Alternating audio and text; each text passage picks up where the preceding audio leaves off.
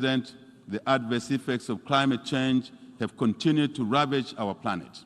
In addressing the emerging global crisis on climate change, allow me to cite a situation in Zambia where recently one half of our country experienced total crop failure due to extreme drought, and another half of our country experienced floods in one season. This is obviously not normal. Climate change, negative effects. Such extreme weather events are a timely reminder of the grave consequences of climate change. We therefore need robust solutions and cohesion in our approach at the global and regional levels to address effects of climate change, without doubt. As chair of the African Group of Negotiators on Climate Change, Mr. President, Zambia calls for enhanced global efforts in addressing climate change, which should include increased financial support for countries with limited resources to mitigate, indeed, to adapt to the effects of and negative climate change issues. Zambia has mainstreamed the green growth and climate change, proofing it in the current National Development Plan, which has articulated broad policy measures on transitioning Zambia into a climate resilient and inclusive green economy over time. 3, gender. Mr. President, Zambia has continued to build on the efforts of attaining gender equality and inclusivity in various sectors of our society. Based on empirical evidence, women empowerment and poverty alleviation are positively correlated, I must say. It is therefore imperative that we dedicate corresponding efforts to ensure that gender disparities are curtailed at all levels. Mr. President, Zambia, under our national gender policy, has been implementing affirmative action in favor of women and girls to ensure that their full potential is realized not once but all times. Ending child marriage. Mr. President, to complement these measures, Zambia is championing the campaign to end child marriage in Africa and, of course, in the world. In the same vein, we are proud to inform this Assembly that this morning, Zambia, Canada, and other cooperating partners held a side event to galvanize support and review commitment from the international community towards ending child early forced marriages.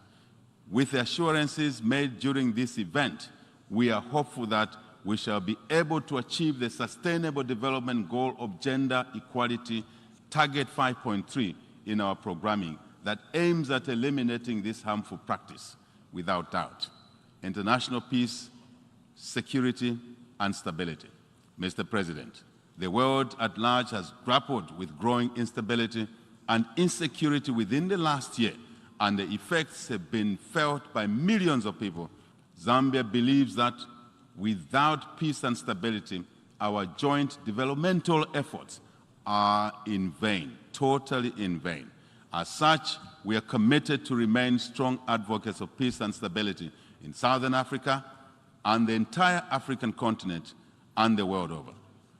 Our guiding principle is that instability, Mr. President, anywhere is instability everywhere. This reminds us that ending war and conflict is not only the responsibility of those that are directly involved in the conflict, but it's a shared obligation of every global citizen and indeed every nation. I mean all of us without exception, Mr. President. We cannot afford to allow instability to derail our programs, noble programs to better the lives of our people. We therefore take this matter seriously and shall continue to actively participate in efforts to restore peace in all the troubled regions of our global village. As the incoming chair of the SADC organ on politics, defense, security cooperation, Zambia prioritized the restoration of peace and stability in our own country, to start with, and the region. As it is said, Mr. President, charity begins at home. At the continental level, Zambia remains engaged and committed to the efforts of the African Union, the United Nations in promoting peace in various conflict areas around our global world, our global community. Going forward, our UN system should, we argue, Mr. President, tilt more efforts towards prevention of conflicts, which is more cost-effective and palatable, I shall say. Zambia, as a signatory to various disarmament treaties and conventions, remains committed to promoting global peace and security. Mr. President, Zambia joins other governments in expressing particular concern about the ongoing war in Ukraine. As we stand with all those affected, both inside Ukraine and in the neighboring countries, we also take this opportunity to stress the far-reaching negative consequences of this war, particularly on the prices of food across the world, fuel, fertilizer, and other key commodities. War in any part of the world, Mr. President, has a damaging effect on economic activity, which derails our collective fight against poverty and hunger. Mr. President, a few months of war can erase decades of progress. I shall repeat this. A few months of war can erase. Take note of this. We therefore categorically condemn war anyway, and we continue to urge all parties involved to pursue diplomatic solutions to conflict resolution. Let me repeat, our UN, and I want to emphasize this, our UN should continue with its peace efforts in this particular conflict, and your efforts, Mr. President, our collective efforts, are well recognized, and thank you for that. UN reforms. Mr. President, we wish to stress that global ambitions toward peace and security largely depend on the effectiveness of the United Nations Security Council. The inadequacies of the current structure of the Security Council, however, have become increasingly pronounced with ceding of decision-making on matters of global peace and security to the General Assembly that otherwise would have been its preserve. That's a preserve of the Security Council. But this burden is now pushed to the General Assembly.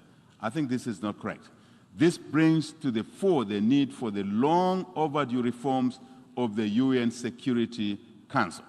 We appreciate the call from President Biden for greater inclusivity in the Security Council. We therefore continue to advance the African Common Position as espoused in the Ezulwin Consensus and the CITES Declaration to ensure the effectiveness, credibility, and legitimacy of our UN Security Council. In conclusion, Mr. President, we wish to reaffirm Zambia's commitment to the fundamental principles which the United Nations was founded upon, which safeguard our shared future, indeed, of peace, prosperity for all nations, not for some nations, I shall emphasize, but peace and stability and prosperity for all nations. Mr. President, I thank you for your kind attention. On behalf of the Assembly, I wish to thank the President of the Republic of Zambia for the statement just made, and I request protocol to escort His Excellency. The Assembly will hear an address by His Excellency UNGA Rajoelina, President of the Republic of Madagascar. I request protocol to escort His Excellency.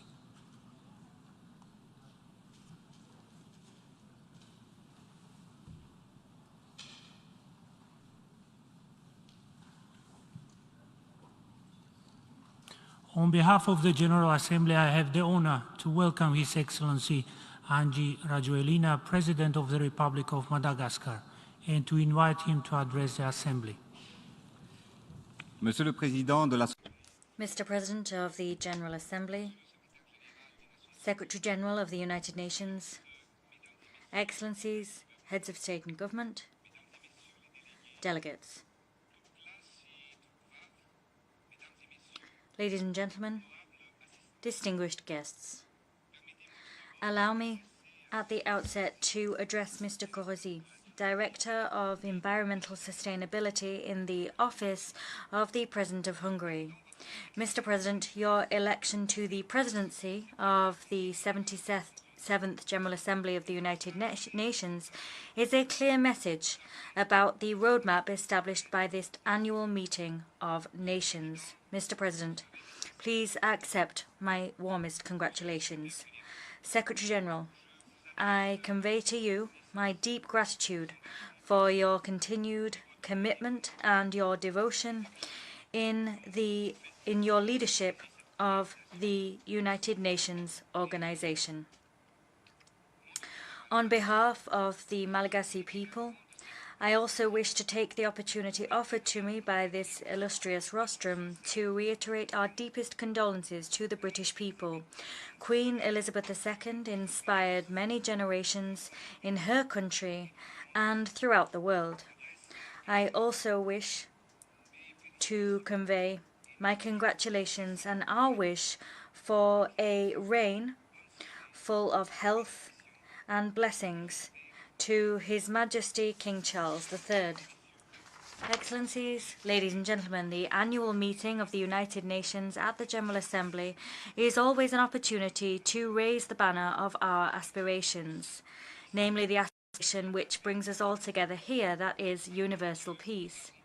Now that we've learned to live with COVID-19, that we have discussed at length over the last 2 years, we are, in spite of everything, facing the consequences of this crisis. This crisis has proven to us that it is in the most difficult times that we realize the importance of solidarity between nations. The theme of this session, Transformative Solutions to Interlocking Challenges, becomes entirely logical. In this context, it gives us new hope, reassures us, and gives us new prospects for advancing together along the path of development. When we were forced to face the health crisis, we chose to place our trust in our scientists and in the natural riches of our land. The creation of the pharmaceutical plant in Madagascar, Pharmalgasy, when the crisis was in full swing, demonstrated that we could turn difficulties into opportunities in order to exploit our biodiversity and in so doing protect our people.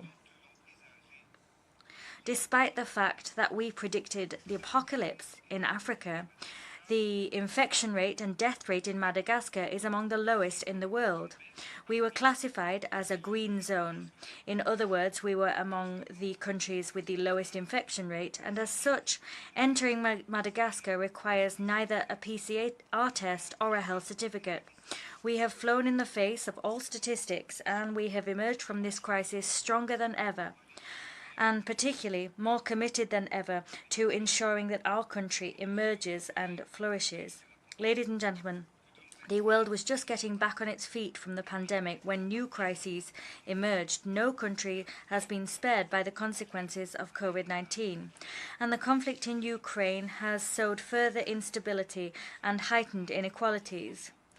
This is yet another major obstacle to our efforts to recover from the COVID-19 pandemic. Like all countries in the world, we are feeling the full force of the inflation caused by this crisis. We are convinced that all wars end around a table. Dialogue is the only way to bring about peace. As such, Madagascar reiterates its appeal for dialogue to resolve the conflict, because its consequences are global. They're growing more burdensome day by day, and developing nations such as our own are those that pay the highest consequences of this crisis. The crucial role of the United Nations must be to encourage multilateralism in order to find equitable solutions which take account of the strengths and weaknesses of each country and its people. How can we accept the fact that in this period of crisis, certain countries with more than $100,000 GDP per capita and others with less than 600 GDP per capita buy barrels of oil on the same market and at the same price? Our organization can take measures to support low-income countries so that they can benefit from and supply themselves with oil at equitable prices, because the current global situation is a source of major upheaval in many countries. Certain states have seen themselves affected by instability. Social fabrics are unraveling and economies are growing more fragile. Indeed, certain countries have been forced to increase fuel prices by 50%, and in some countries that has produced riots and socioeconomic turbulence. Recovery is a shared concern. Our solidarity is the only way that we will be able to heal our societies, ensure that our economies recover, support growth, and establish peace. Ladies and gentlemen, dear leaders, as things stand, all countries have been forced to review their development strategies, and in so doing, they've been convinced of the need to speed up the industrialization and the process of ensuring the self-sufficiency of all countries. We are convinced that we must produce and locally process everything our population needs. There are weapons more powerful than bombs, tanks, and missiles. These are our lands, our raw materials, our natural resources, and our people. Local industrialization, agricultural innovation, and the leadership of leaders are our ammunition to build our strength and to strengthen our shield so that we can protect our people. In Madagascar, our strategy has involved developing a plan to make up our development delays. We have established the plan Emergence Madagascar, and I began implementing that plan when I entered into office in 2019. Our vision is clear and has gone hand in hand with political will that we demonstrate through everything that we do. A sector-by-sector and project-based approach has been prioritized in order to raise Madagascar to the rank of newly emerging country. We've launched an ambitious program of reforms to modernize our administration, strengthen human capital, and foster strong, inclusive, and sustainable economic growth whose driving force is development. Madagascar is a blessed country because we have water resources for hydroelectric. We have a number of sunshine hours per year. That means that we can open solar power stations, and we have wind power for wind farms. As things stand, many countries are facing energy problems. Consequently, we need to step up the pace of renewable energy production to achieve energy self-sufficiency in the next 5 years. We intend to double, even triple, our energy production capacity. Counterparts, brothers. Now is 2022, and it's unfortunate to note that Africa remains the continent in which the majority of families live in darkness and obscurity. More than 600 million African people, 85% of which are Madagascan households, continue to use candles and oil lamps to light their homes. Consequently, we are launching one of the largest operations ever seen to equip Madagascan homes with solar kits by the end of next year. A number of these, of course, will be subsidized by the state. Once this goal has been achieved, Madagascar intends to become perhaps the first, or at least among the first, countries in the African continent to have brought light to all of its people. Climate change is one of the major challenges of our age. We all need to tackle this challenge. It is important and indeed urgent to work together and rally to protect our planet.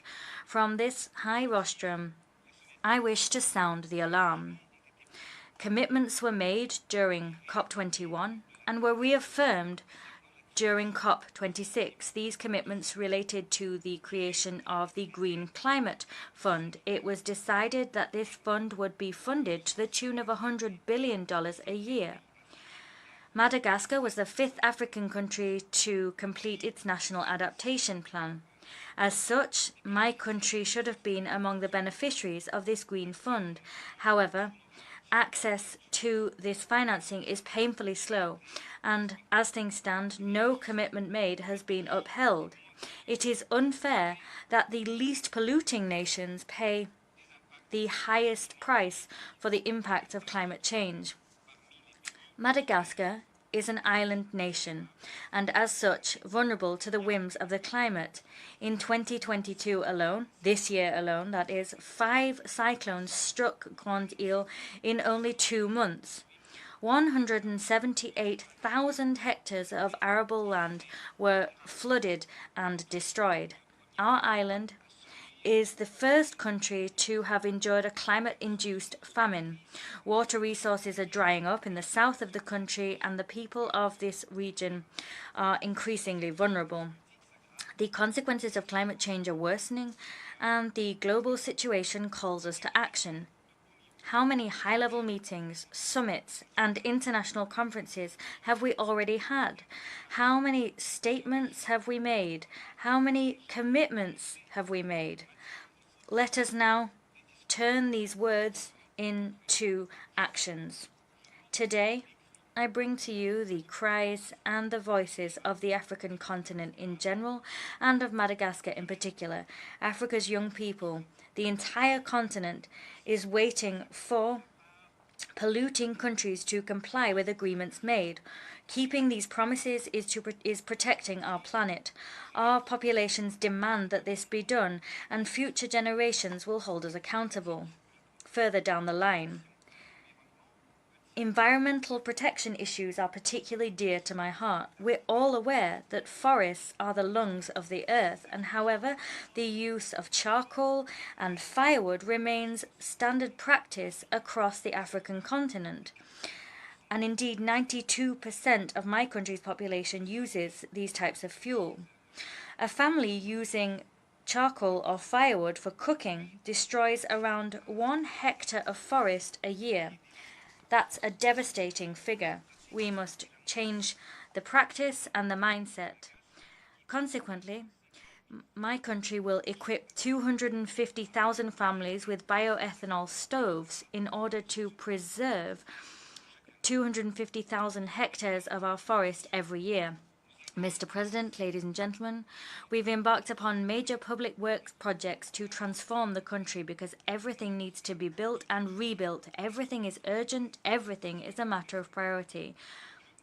For the last 4 years almost, we have tirelessly built and rebuilt roads, built schools, health centres, hospitals, dams, courts.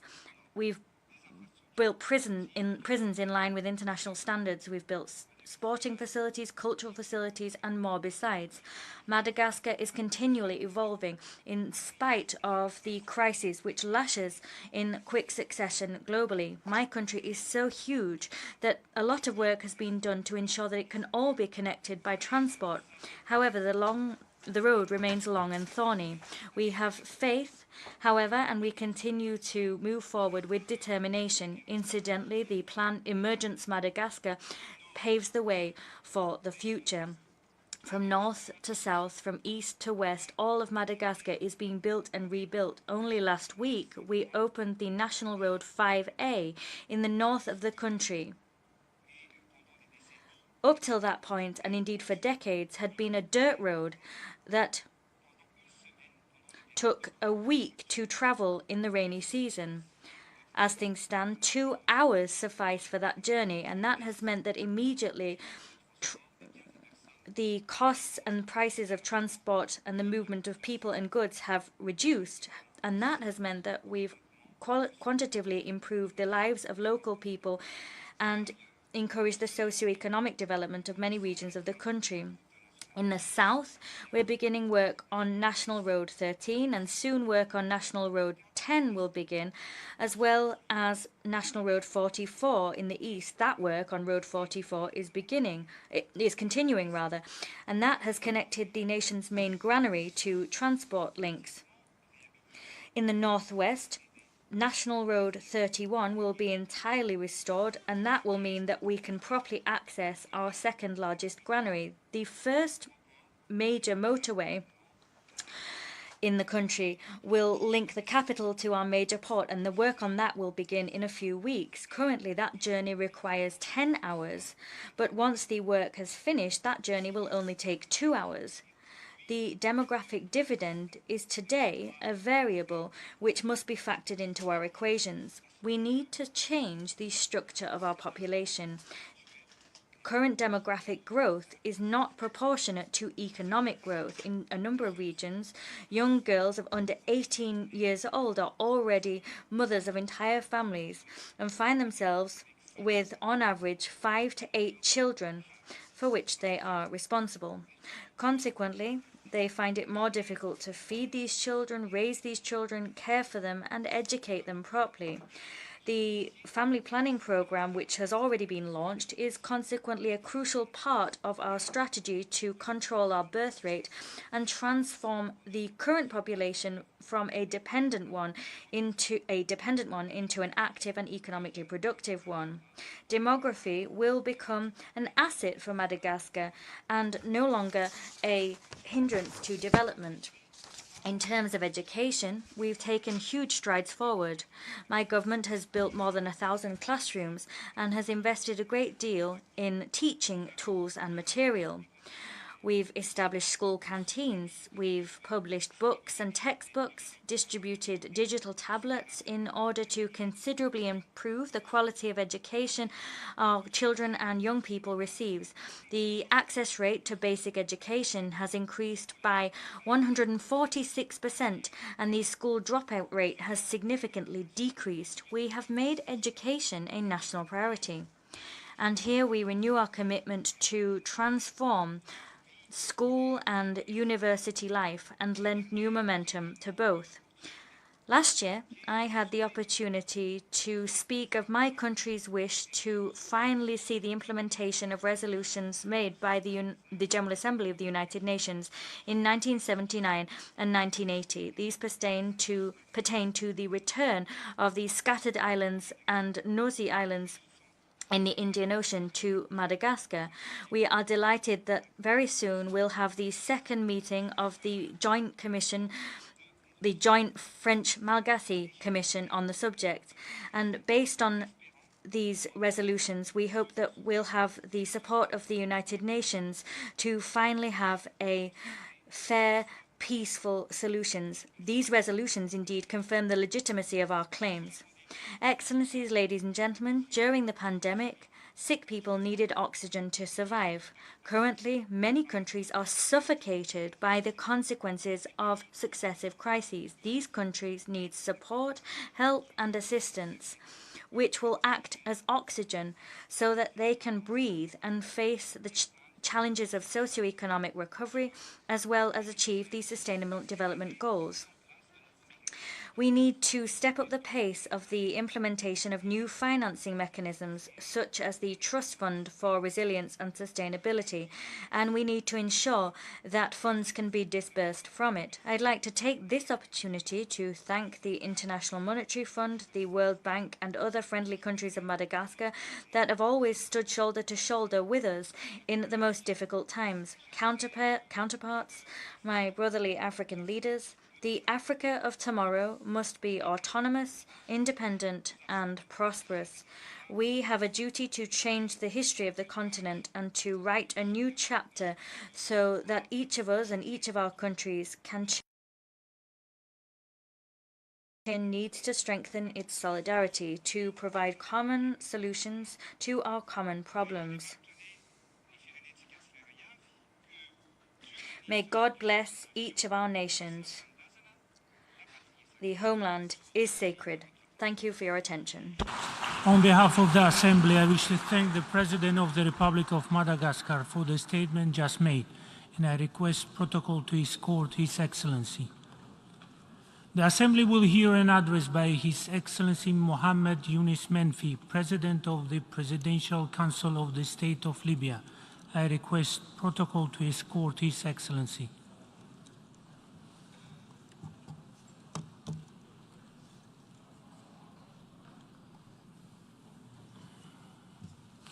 On behalf of the General Assembly, I have the honor to welcome His Excellency Mohammed Yunus Menfi, President of the Presidential Council of the State of Libya, and to invite him to address the Assembly. Bismillah ar-Rahman ar-Rahim. On behalf of God, the merciful Mr. President of the General Assembly. At the outset of my intervention, I would like to address on my behalf, on behalf of my delegation, my congratulations to Mr. Korosi for his election to the 77th session of the General Assembly. I wish him every success in his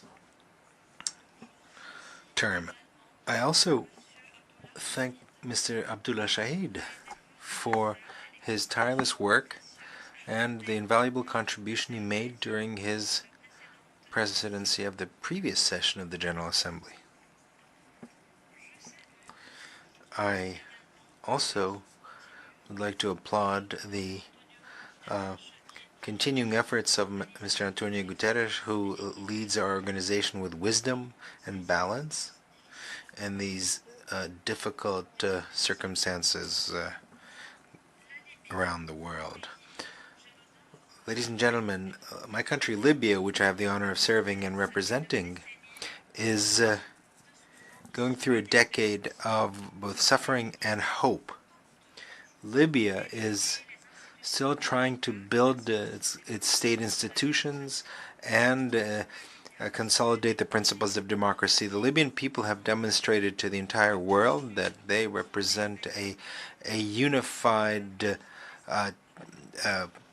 a unified nation. In spite of the challenges, the Libyan people, thanks to its clairvoyance, tolerance, and patriotism, continue and hope to keep moving forward to realize their aspirations to build our state and pave the way for stability and prosperity. Ladies and gentlemen,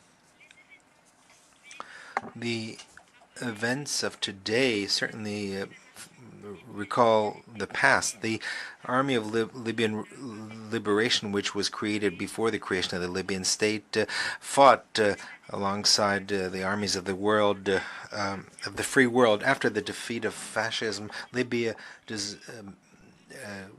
earned its independence. Our independence was born as a result of our national combat, and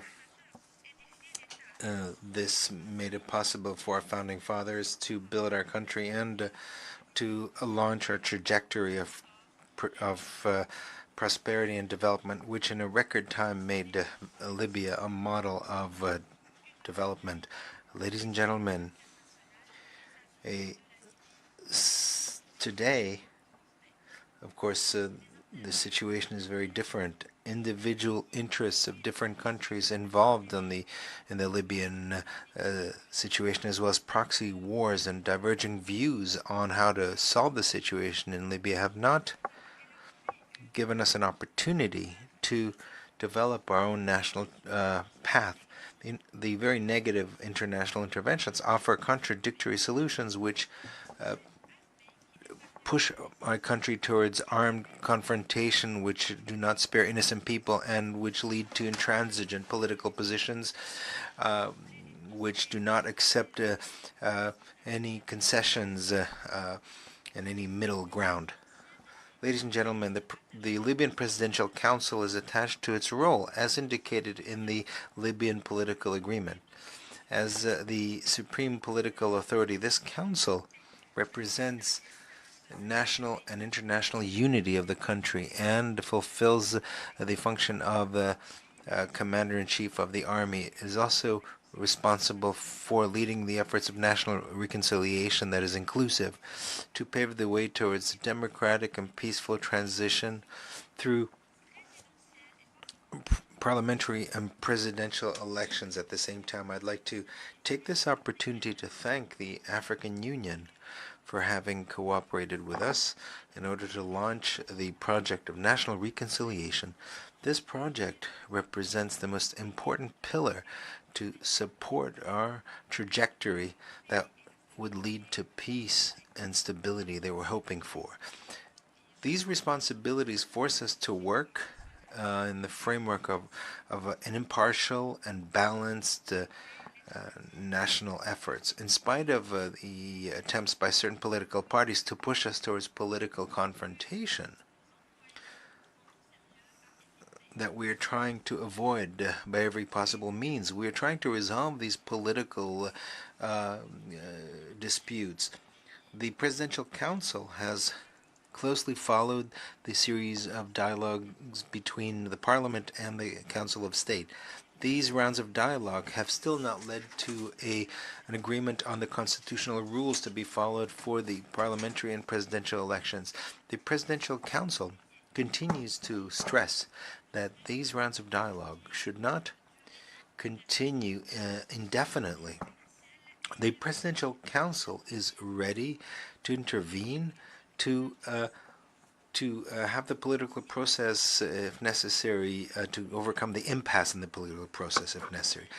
At the economic level, the Presidential Council has supported all efforts that have made it possible to restore the production of gas and oil in all Libyan regions.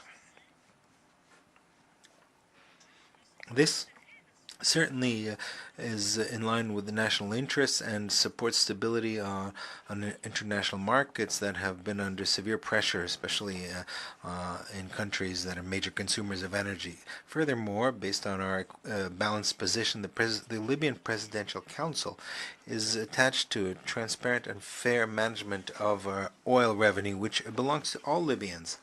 The goal is to have public funds not be a source of conflict, and for them to benefit all Libyans in every corner of the country without geographical, political, or other distinctions. If we manage to achieve this goal, it will reduce the current conflict for power and create a climate that is favorable for our democratic transition. Mr. President, my country considers the role of the United Nations in a positive light, in spite of the slower rate of that intervention recently. We still expect an active role of the United Nations through the new leadership of our UN mission in our country. We call on the continuation of the mission in favor of national inclusive reconciliation that will allow us to overcome the current impasse. This impasse has opened the way for individual initiatives that risk undermining all the political progress achieved thanks to the political dialogue under the auspices of the United Nations. I also call for a new momentum in our economic development. One of the three trajectories of the Berlin conference, which was neglected as far as we're concerned, that is transparency and justice in management of oil resources, financial control and public expenditure, and combating against corruption. Ladies and gentlemen, the world today is on the threshold of a new international order, an order which reminds us of the suffering of humankind at the beginning of the 20th century.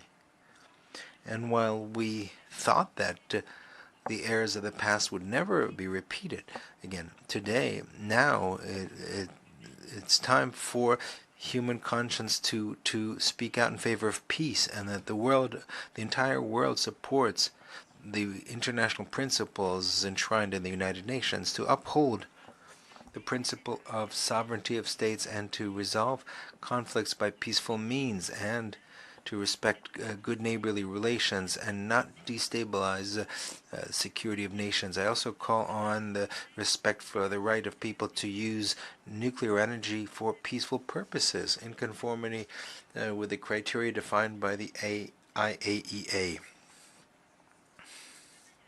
Furthermore, my country is on the front lines of the combat against terrorism, and I call on a renewed unity in fighting terrorism.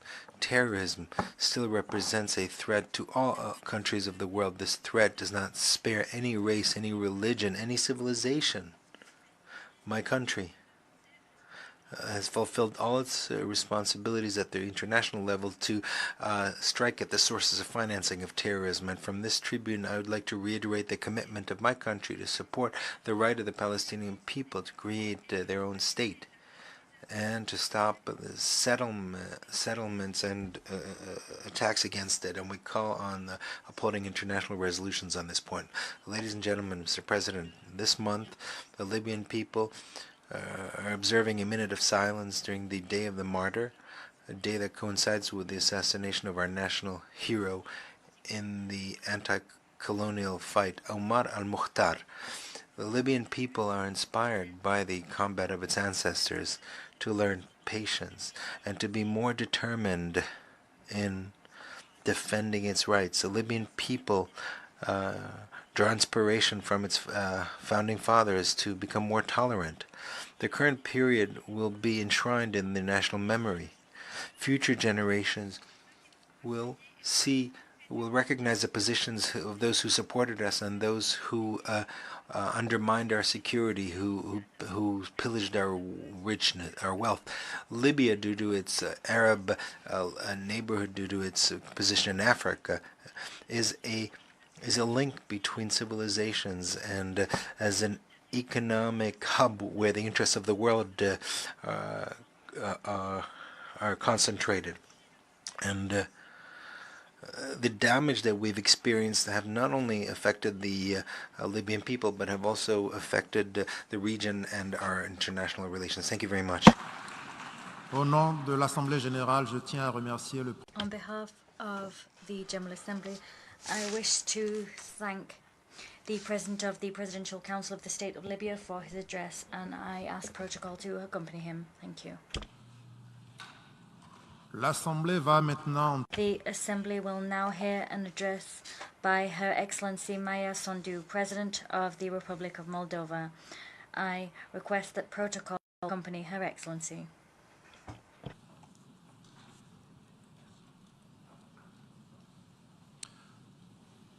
Au nom de l'Assemblée générale, On behalf of the General Assembly, I have the honor of welcoming Her Excellency Madame Maya Sandu, President of the Republic of Moldova, and I invite her to address the Assembly.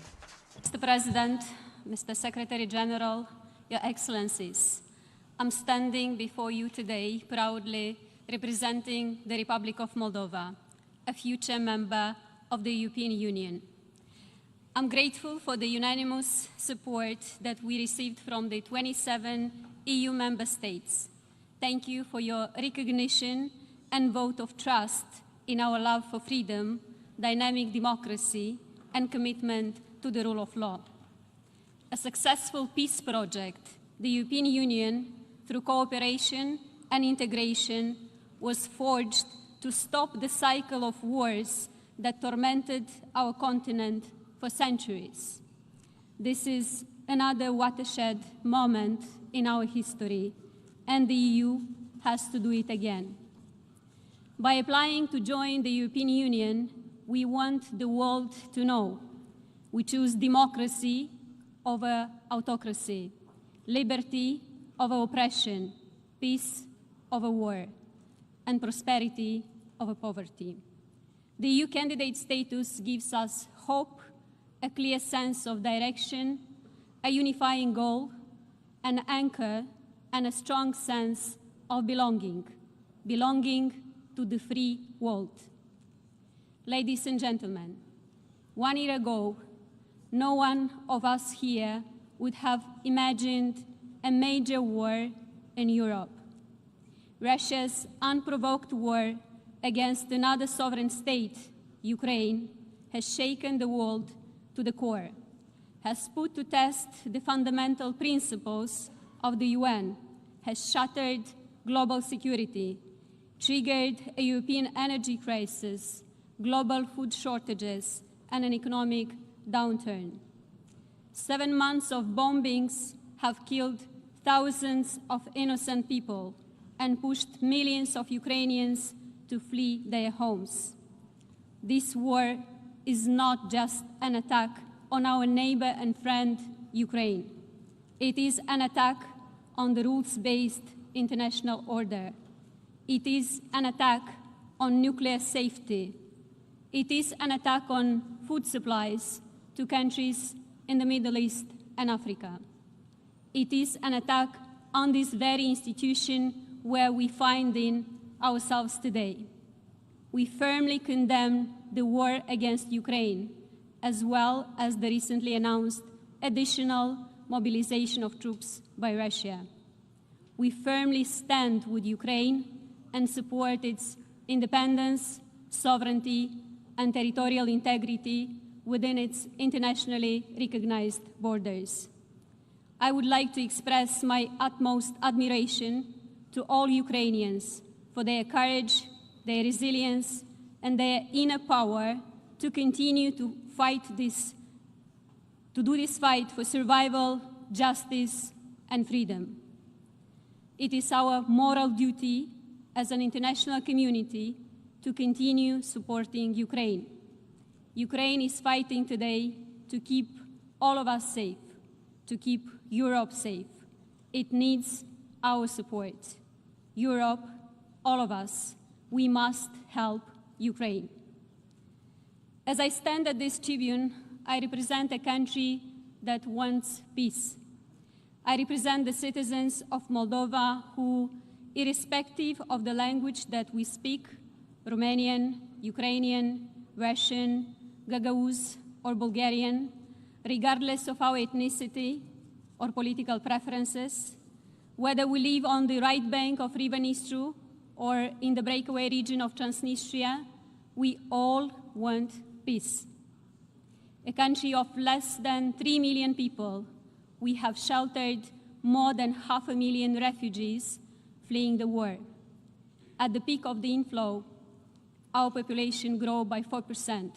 Some 80,000 refugees chose to stay among us.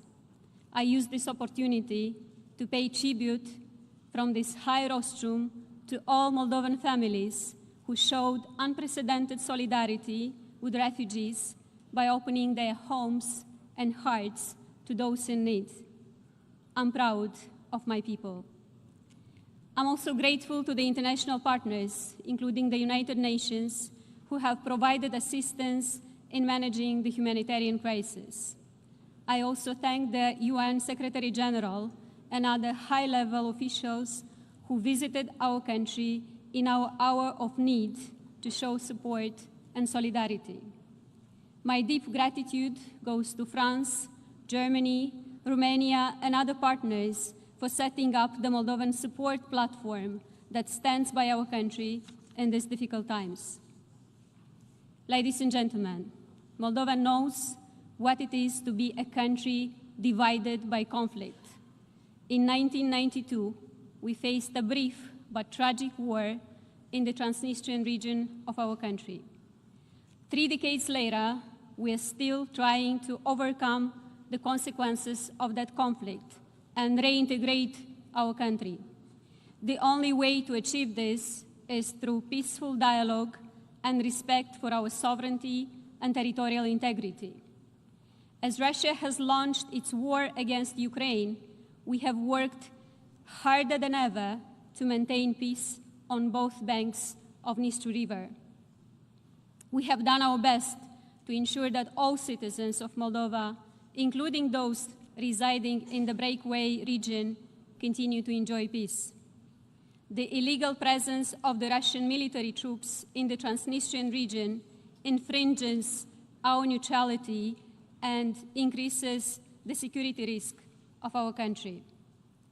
We call on the complete and unconditional withdrawal of Russian troops. We call on the destruction of ammunition from Kobasna stockpiles, which pose a security and environmental threat to the region as a whole. As we strive to maintain peace, our economy and society are bearing the brunt of Russia's war against Ukraine. Our resources are strained, investments have slowed down, trade and transport routes are disrupted, inflation is nearing 35%. In addition, we're facing a wide spectrum of hybrid threats, from disinformation and propaganda to cyber attacks and energy pressures.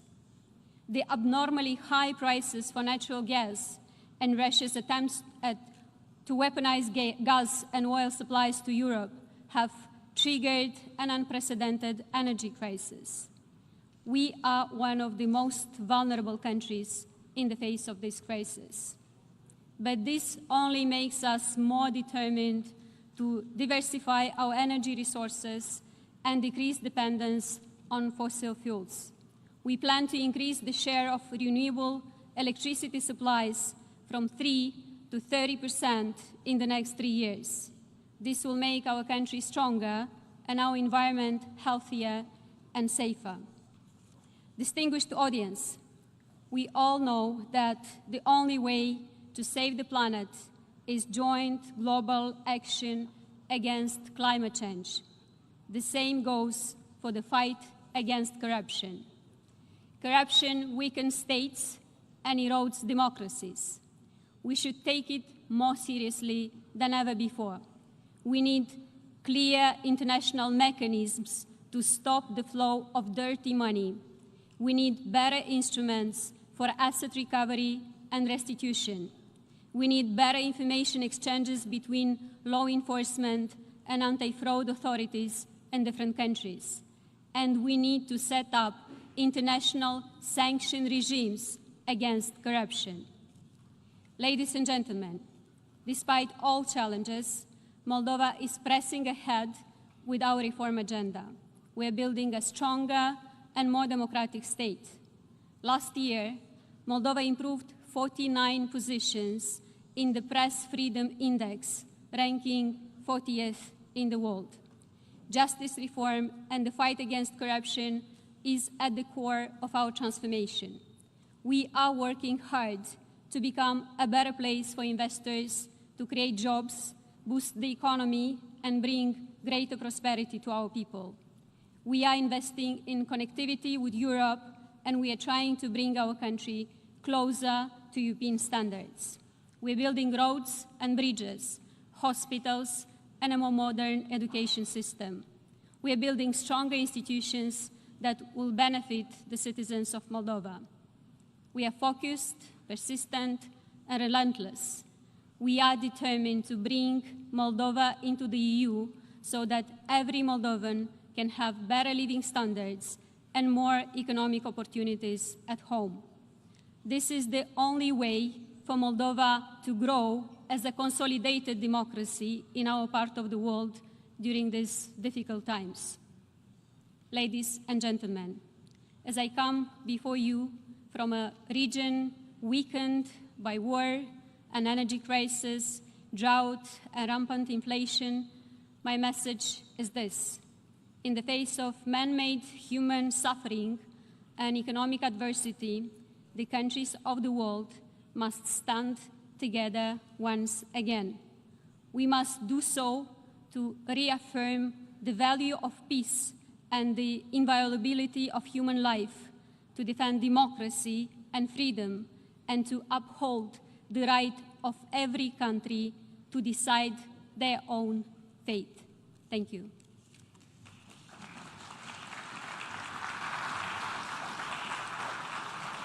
Au nom de l'Assemblée générale. On behalf of the General Assembly, I wish to thank the President of the Republic of Moldova for her statement, and I ask protocol to escort Her Excellency. The Assembly will now hear an address by His Excellency Hage Geingob, President of the Republic of Namibia. I request protocol to escort His Excellency.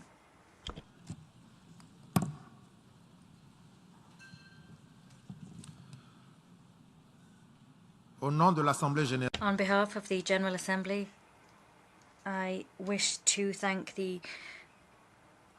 On behalf of the General Assembly, I have the honour to welcome His Excellency Mr. Hage Geingob, President of the Republic of Namibia, and I invite him to address the Assembly.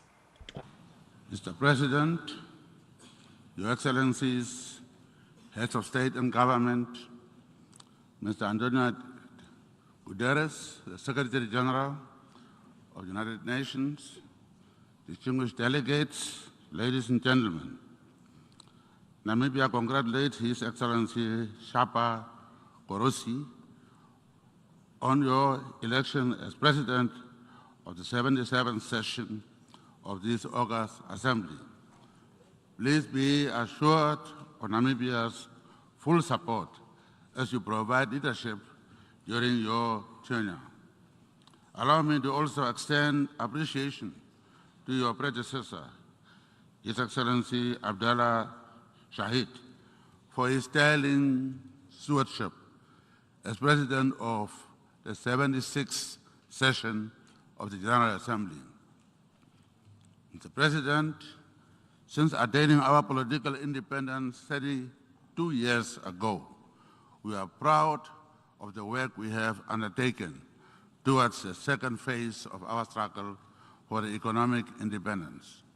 During this period, we have built a strong foundation for our governance architecture, with emphasis on strengthening processes, systems, and institutions.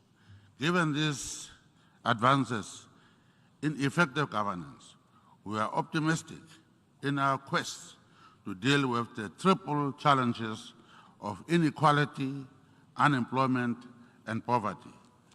Our impact plan, the Harambee Prosperity Plan 2, which is accelerating the implementation of the national development plans, is fast-tracking our efforts towards Vision 2030. Since my term of office is coming to an end on 20th March 2025, as a nation with a constitution that binds the head of state to 2-term limits, we have set in motion a process for an orderly succession to continue with our peaceful development. The ruling party, SWAPO, of which I am the head, is currently conducting primaries. There is a real possibility that the next candidate of the SWAPO party for the national presidential elections will be a woman or a young male, of whom the male is from the generation that was never in exile. The presence of women in the line of succession is a demonstration of the strides we have made in gender equality, with women presentation at 40% in the National Assembly. Moreover, 90% of our banks are helmed by women. Namibia is a child of international solidarity, midwifed by the United Nations. Therefore, we are convinced about solidarity and partnership as critical enablers of our developmental aspirations. Allow me at this juncture to thank the Secretary General for his comprehensive report on our common agenda, which carries clear recommendations on how to advance the SDGs and all existing global agreements through multilateralism, with the UN at the center of our efforts. I commend the Secretary General for his visionary leadership in proposing that we should meet in a summit of the future to reflect on challenges and opportunities that await current and future generations. Namibia supports the convening of this important summit at the earliest opportune time. Over the past few months, it has been encouraging to note the concerted efforts to shed a spotlight on transforming education and advancing SDG 4. Education is a sector that Namibia has consistently been prioritizing through the allocation of the resources, both human and financial, and the consistent prioritization of policy development. In the context of the recently concluded Transformation of Education Summit, Namibia commits to transformative leadership, ensuring access to inclusive digital technologies, and developing a strategy for innovative financing and resource mobilization. In Namibia, the education sector receives the largest share of budgetary support, equivalent to 8% of GDP, and almost a quarter of the total national budget. The Namibian government offers free primary and secondary education, which demonstrates our commitment to prioritizing and expanding access to education for all. Furthermore, we are proud of the recent landing of the Google Equinor subsea cable, which lends itself greatly to changing Namibia's digital transformation landscape and narrowing our digital divide, in line with our commitment to leveraging the fourth industrial revolution. In Namibia, we have set up the fourth industrial revolution task force, which recently made recommendations as to how Namibia can strengthen domestic capabilities to strive to derive optimal gains from fourth industrial revolution. In line with the recommendations of the task force, the government is currently developing a consolidated national fourth industrial strategy to provide overarching direction and multi-sectoral planning.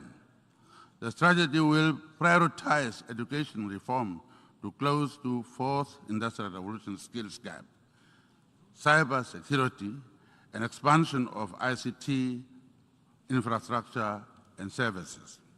Mr. President, global debt is at an unprecedented level and interest rates are rising. This reality limits our fiscal space. As we talk about our collective aspirations, we should remain acutely aware of the vulnerabilities facing developing countries. Namibia's classification as an upper middle income country presents challenges with regard to mobilizing resources to finance our development goals. As I have been saying, taking our GDP and dividing it by a small population, thus deriving at high per capita income, without doubt is flawed formula that requires urgent consideration.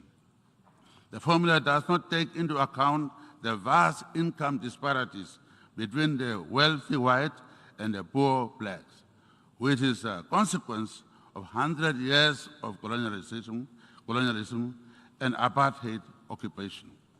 However, I am pleased to hear that a number of developing and developed countries are in agreement with this unfair classification, which denies countries like Namibia access to soft loans and grants, which are necessary to fight inequality and to lift many out of poverty. The choice of the theme of this session is the issues that affect us all. Therefore, I'm confident that the unfair classification of countries like Namibia as upper middle income countries will enjoy priority. Over the past few months, we have witnessed stark geopolitical tensions, a reminder of the fragility of our world order. Threats to peace and security come at a great cost to the men, women, and children trapped in such situations. The Russia-Ukraine conflict is now in its 7th month, with serious consequences for food and energy supply chains. Namibia believes that dialogue is the condition sine qua non for the peaceful resolution of any conflict. Our United Nations was created for the maintenance of peace and security and should lead a peaceful resolution in the Russia-Ukraine conflict. Namibia is a member of the AU Peace and Security Council and chair of the SADC organ on politics, defense, and security cooperation, continues to demonstrate its commitment to regional and continental stability by advocating for the advancement of infrastructure for peace, democracy, and protection of human rights. In this regard, as a new chairman of the SADC organ on politics, defense, and security cooperation, I'm calling for peaceful general elections in the Kingdom of Lesotho on the 7th of October 2022. SADC is also seized with the developments in the Kingdom of Eswatini and the Republic of Mozambique. In that vein, I have commenced a process of dialogue with the leaders of Eswatini, Lesotho, and Mozambique in order to ensure the successful implementation of SADC decisions for peace and stability to prevail in our region. I always say inclusivity spells harmony and exclusivity spells conflict. Africa is a continent of 1.2 billion citizens, and the exclusion of Africa from the Security Council is an injustice.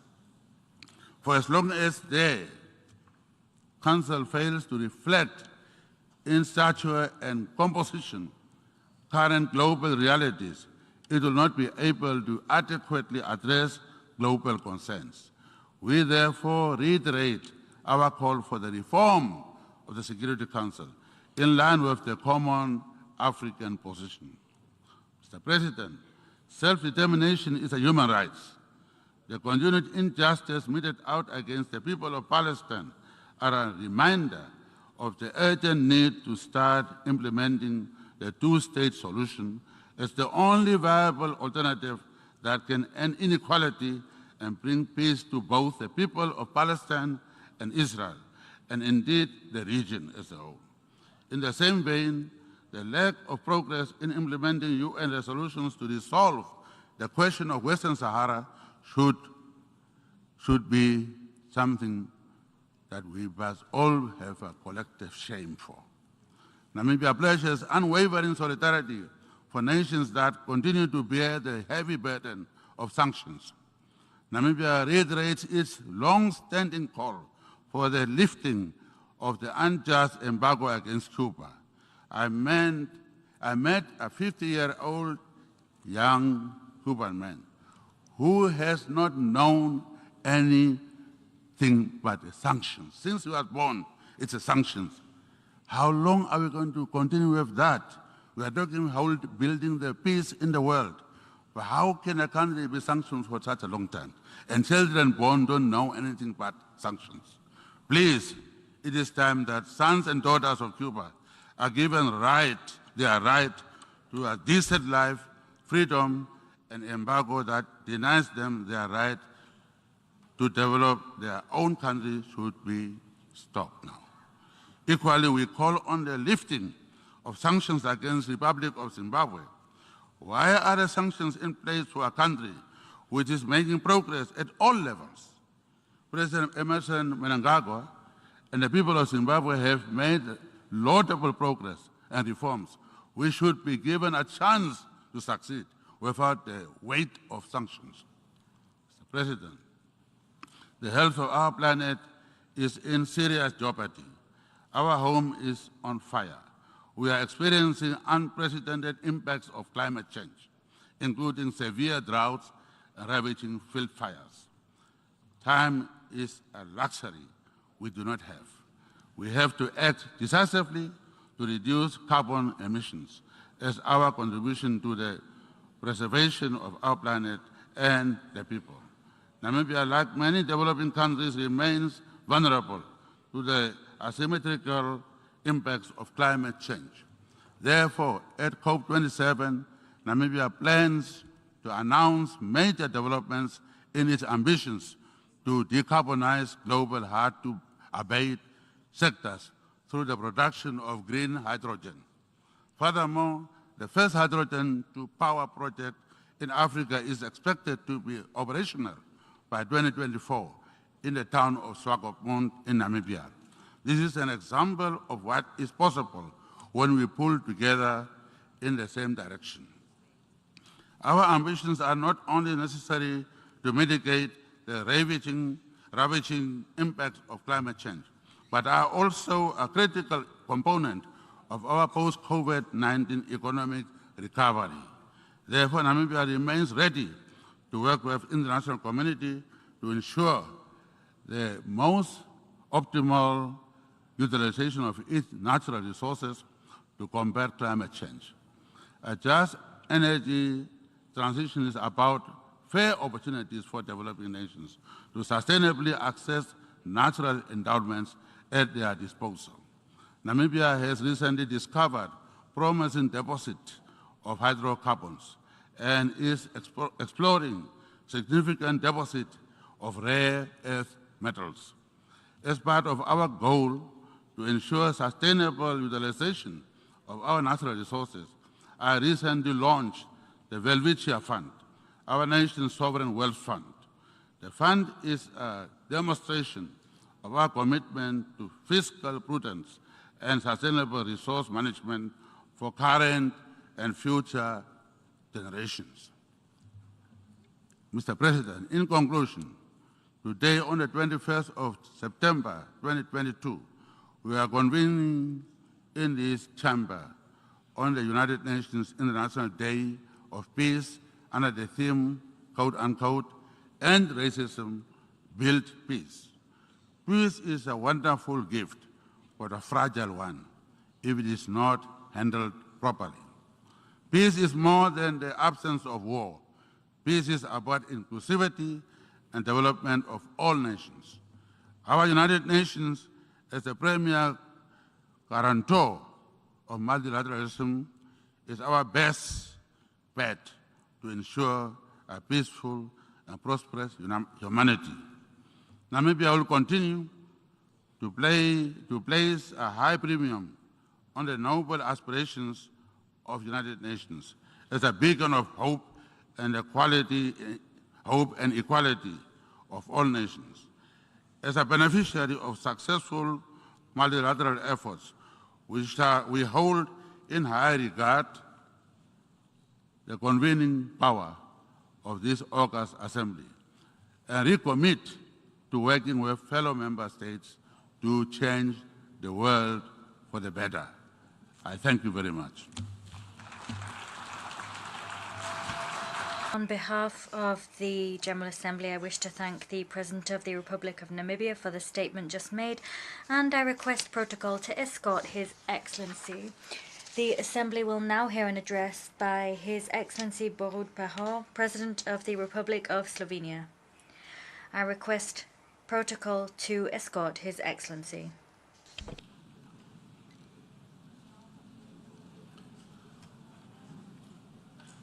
On behalf of the General Assembly, I have the honor to welcome His Excellency Borut Pahor, President of the Republic of Slovenia, and to invite him to address the Assembly. Mr. President, Your Excellencies, ladies and gentlemen, colleagues and friends. I was born after the Second World War. So all my life, the cry of never again has echoed around the world and especially in Europe. With the exception of the war in Balkans, even the major geopolitical changes in Europe since the fall of Berlin Wall have been peaceful. This has made an important contribution to building hope for a lasting peace. This hope has been thoroughly shaken by the Russian aggression against Ukraine. Will this make us stop believing in the possibility of lasting peace? I think no. We must not leave our children a world in a fear of war. For the sake of their secure future, we have a duty to do whatever it takes we can to ensure that the precious hope for a lasting peace returns to our hearts. After all, it was with this hope and our shared responsibility that the United Nations was founded. The United Nations has set very clear rules of engagement to which all members have committed ourselves. These include a commitment to peaceful settlement of disputes, cooperation, and respect for fundamental human dignity. Ladies and gentlemen, I wish to speak about peace, climate change, and multilateralism today. First of all, number one, peace and security. The Russian Federation's decision for a military attack on Ukraine has shaken these rules. So have many other armed conflicts in different parts of the world. The Russian aggression has put international security at risk. Yesterday's announcement of President Putin that there will be a referendum in parts of Ukraine is a continuation of aggression and is in breach of international law. I especially condemn his word about possible use of nuclear weapon. This war is threatening the already fragile stability of the Western Balkans. It has also threatened international food and energy security. I commend the UN Secretary-General for his engagement and Turkey for its support to reach the agreement.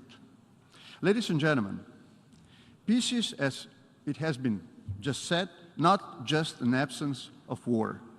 In peace, leaders should strengthen and nurture good relations with other countries. It is our obligation to resolve outstanding issues in a spirit of compromise and mutual understanding. Only in this way we will reduce the chances of old grievances and historical traumas to come to life once again.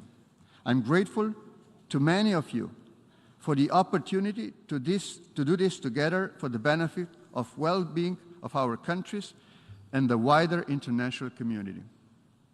Fostering good relations and building trust within societies and between them is the most effective means of preventing armed conflicts. Number two, more cooperation for a better future. Nurturing and strengthening good relations between countries is also necessary to address more efficiently the challenges of our times. Among these, climate change is one of the most pressing. Our common task is to preserve the planet for future generations.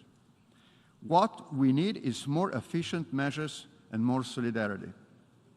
Slovenia pledges special support to Africa, Caribbean and Pacific to assist them in their efforts against biodiversity loss, water stress, and climate damage. We are contributing to the least developed countries fund of the Global Environment Facility. Initiating the Green Group, Slovenia is working together with like-minded countries in the promotion of green policies. We are deeply grateful for the right to a clean, healthy, and sustainable environment. Slovenia was one of the original proponents, along with Costa Rica, Maldives, Morocco, and Switzerland. That was a much-needed boost for multilateralism, but we can and we should do more. The upcoming UN Climate Change, Biodiversity, and Water Conference are an excellent opportunity to commit ourselves to do more and better.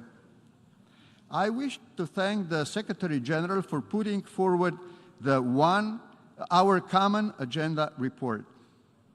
We support the proposed Second World Social Summit in 2025 and expect it to address the challenges of structural inequalities. Ladies and gentlemen, there is no security and development without respect of human dignity. In all our efforts, we should be led by a right-based approach. We should be attentive to all signs of human rights regression and should act accordingly. And finally, number three, strengthening multilateralism and candidature for the United Nations Security Council. Excellencies, colleagues and friends, the UN Charter is a fundament of our international system. Rule-based order is a sine qua non for maintaining peace and security, a just and balanced international system. Slovenia has proved itself a reliable and trustworthy member of the UN family and an honest broker. We are engaged in a genuine dialogue and constant search for creative and good solutions to our common challenges. We are part of peacemaking and stabilization efforts that includes humanitarian demining, rehabilitation, and saving the lives of civilians all around the globe. We are actively participating in efforts to strengthen the legal framework and respect for international law, including ending impunity. We build trust to secure a better future. Let me say that my country, Slovenia, has no enemies, but only friends all around the globe. Slovenia is well placed to be a non-permanent member of the Security Council 2024 to 2025. Endless striving for peace, justice, mutual understanding, reconciliation, respect for ethnic, national, religious diversities, promotion of sustainable development and solidarity. This is the task of Slovenia, and this is our common task. I would like to thank you for your attention. I wish you all the best. Au nom de l'Assemblée générale, je tiens à remercier. On behalf of the General Assembly, I wish to thank the President of the Republic of Slovenia for the statement and a request protocol to escort His Excellency. The Assembly will now hear an address by His Excellency, Mr. William Samoei Ruto, President and Commander-in-Chief of the Defense Forces of the Republic of Kenya. I request protocol to escort His Excellency.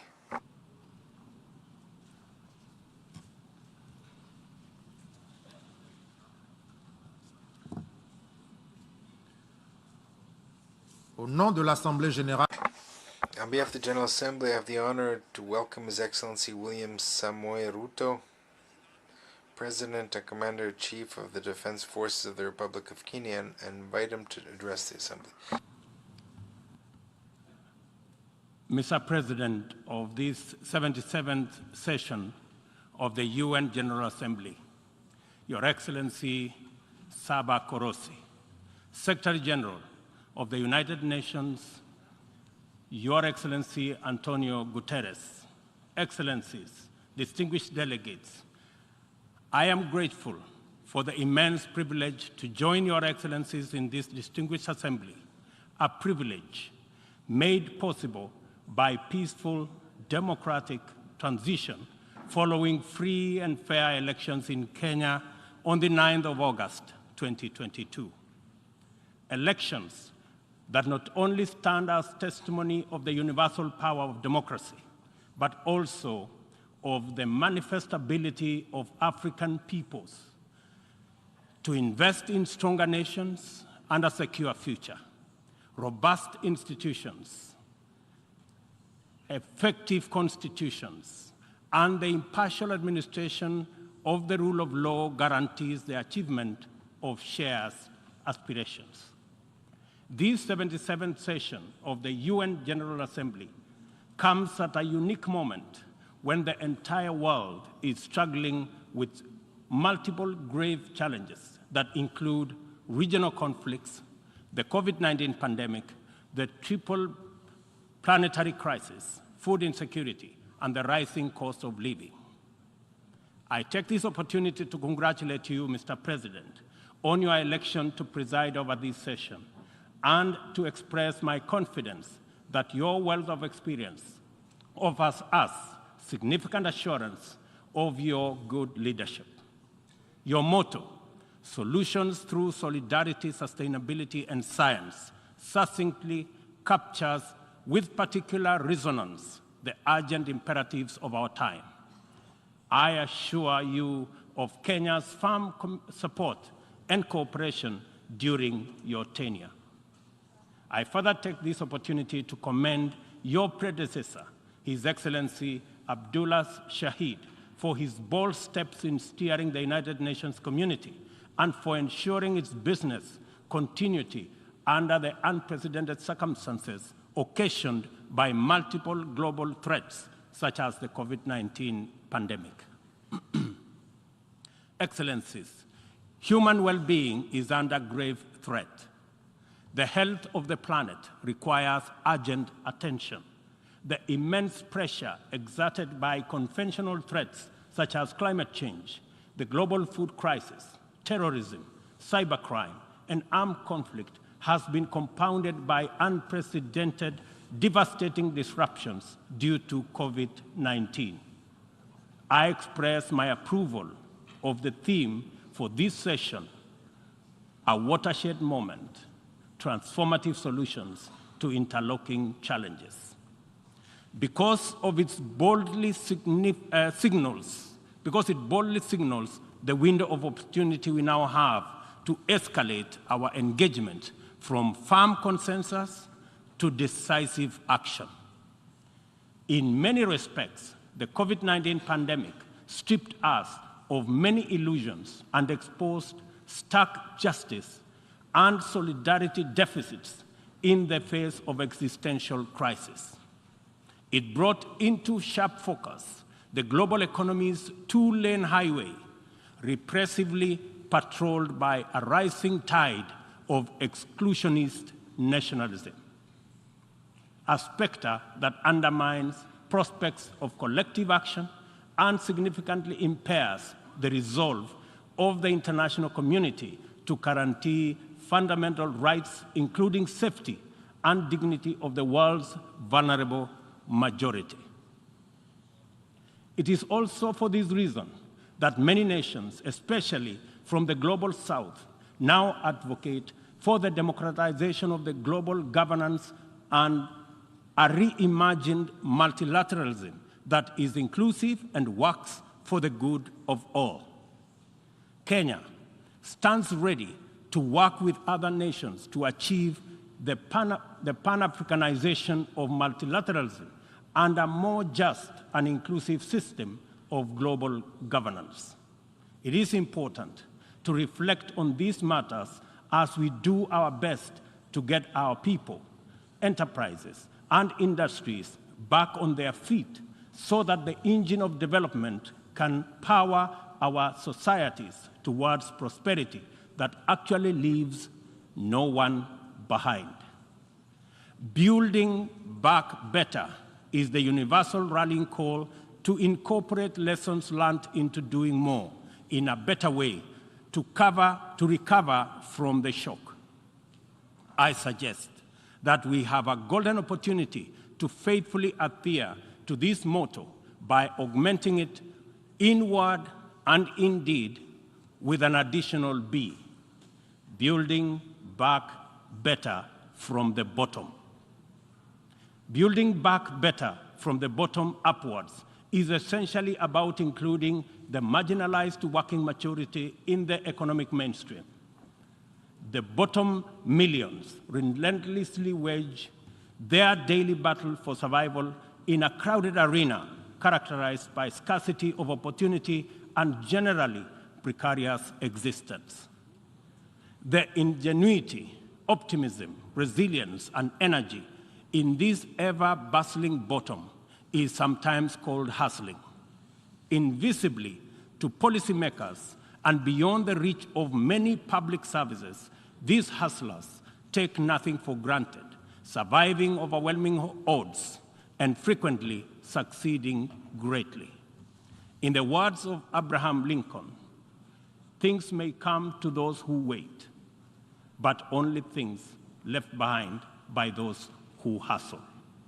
It is time to bolster the resilience of our nations, to mainstream these millions through deliberate strategies and efforts for economic inclusion by building back better from the bottom up. The interlocking challenges of conflicts, triple planetary crisis, and the global food crisis have impeded our momentum and obstructed our focus on achieving fundamental transformations towards sustainable development.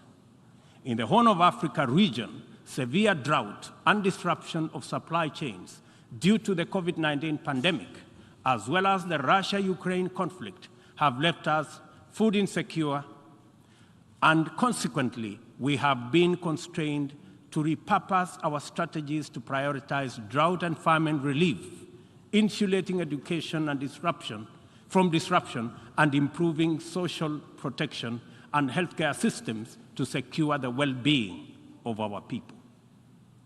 Many countries now bear witness to the unsettling phenomena of rivers, canals, and water reservoirs that are drying up on account of drought and heat waves occasioned by climate change.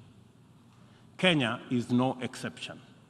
The northern arid and semi-arid rangelands of our country have been gravely impacted by drought, whose severity has not been seen or experienced in 40 years. 3.1 million residents of these atolls are now severely food insecure on account of scarce rainfall over 3 consecutive seasons, leading to poor crop and pasture.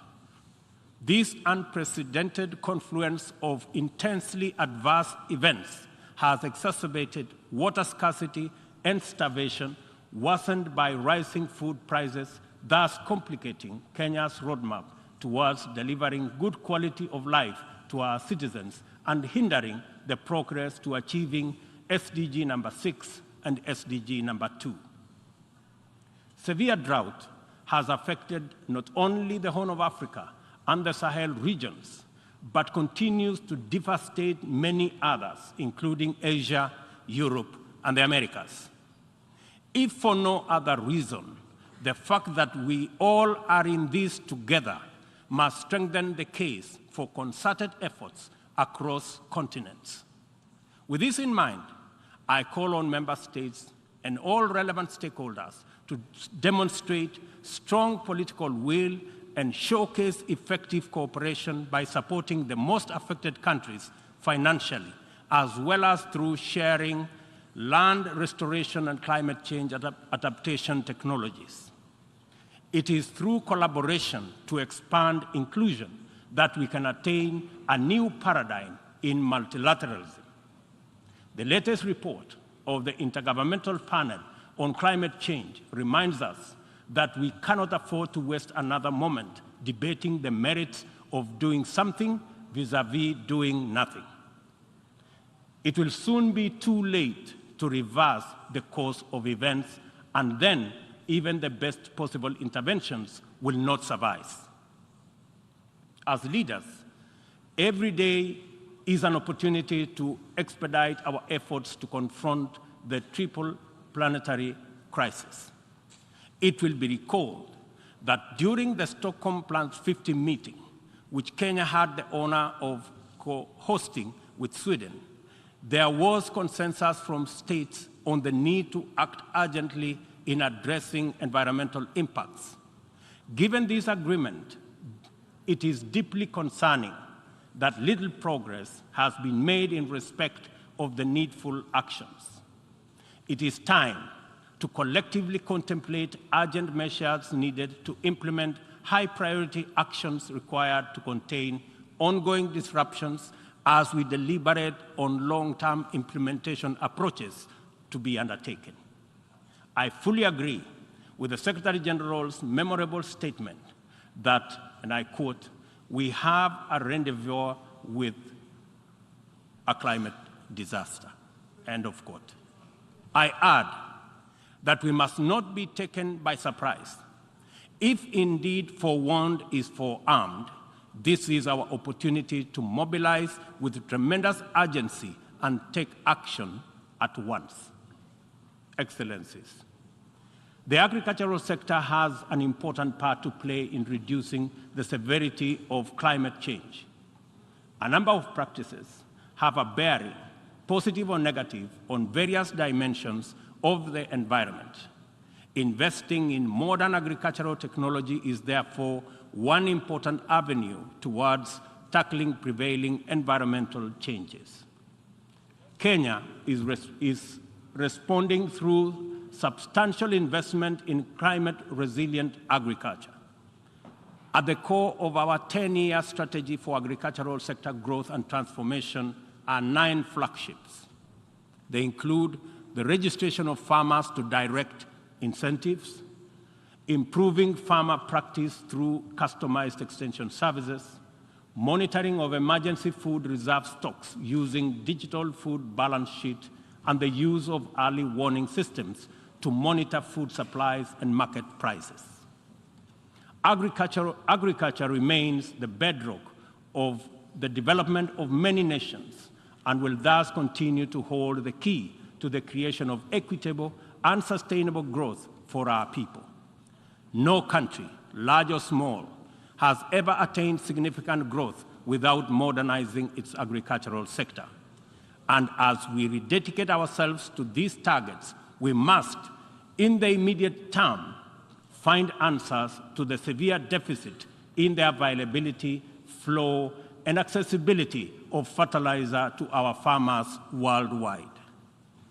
I couldn't agree more with Secretary General Guterres on his warning right here yesterday that, and I quote, "Without action now, the global fertilizer shortage will quickly move into a global food shortage," end of quote. We are encouraged to note that education, health, agriculture, and numerous other public services have become increasingly reliant on digital access. The world needs greater investment in the development of ICT infrastructure, accompanied with policies that support innovation and increased acquisition and deployment of technology. In so doing, we should be driven by the conviction that these measures offer a viable shortcut to poverty reduction and the promotion of inclusive development. I call for stronger global partnerships to enhance ICT infrastructure in developing countries and bridge the yawning digital divide between the global south and the rest of the world. Excellencies, this 77th session of the Assembly follows the commemoration of the 50th anniversary of the United Nations Environmental Programme, UNEP, at 50, as well as Stockholm plus 50, and the 4th United Nations Ocean Conference in Lisbon. Outcomes of these conferences demanded real commitment to address global environmental concerns as a matter of urgency and for a just transition to sustainable economies that work for all people. The March 2022 landmark resolution of the 5th United Nations Environmental Assembly in Nairobi to end plastic pollution is a decisive signal to the world that the world is prepared and motivated to act on this menace. Kenya is committed to work closely with other nations to pursue legally binding instruments aimed at bringing an end to plastic pollution. As the host nation to UNEP and the UN Habitat, Kenya affirms that these critical United Nations agencies have an indispensable role in the promotion of environmental sustainability globally, as well as developing socially and environmentally sound and sustainable cities.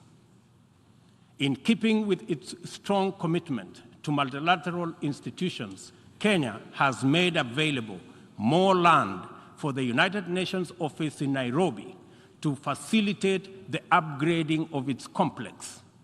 I take this opportunity to call on member states to complement this contribution through enhanced financing to adequately modernize the UN facilities in Nairobi.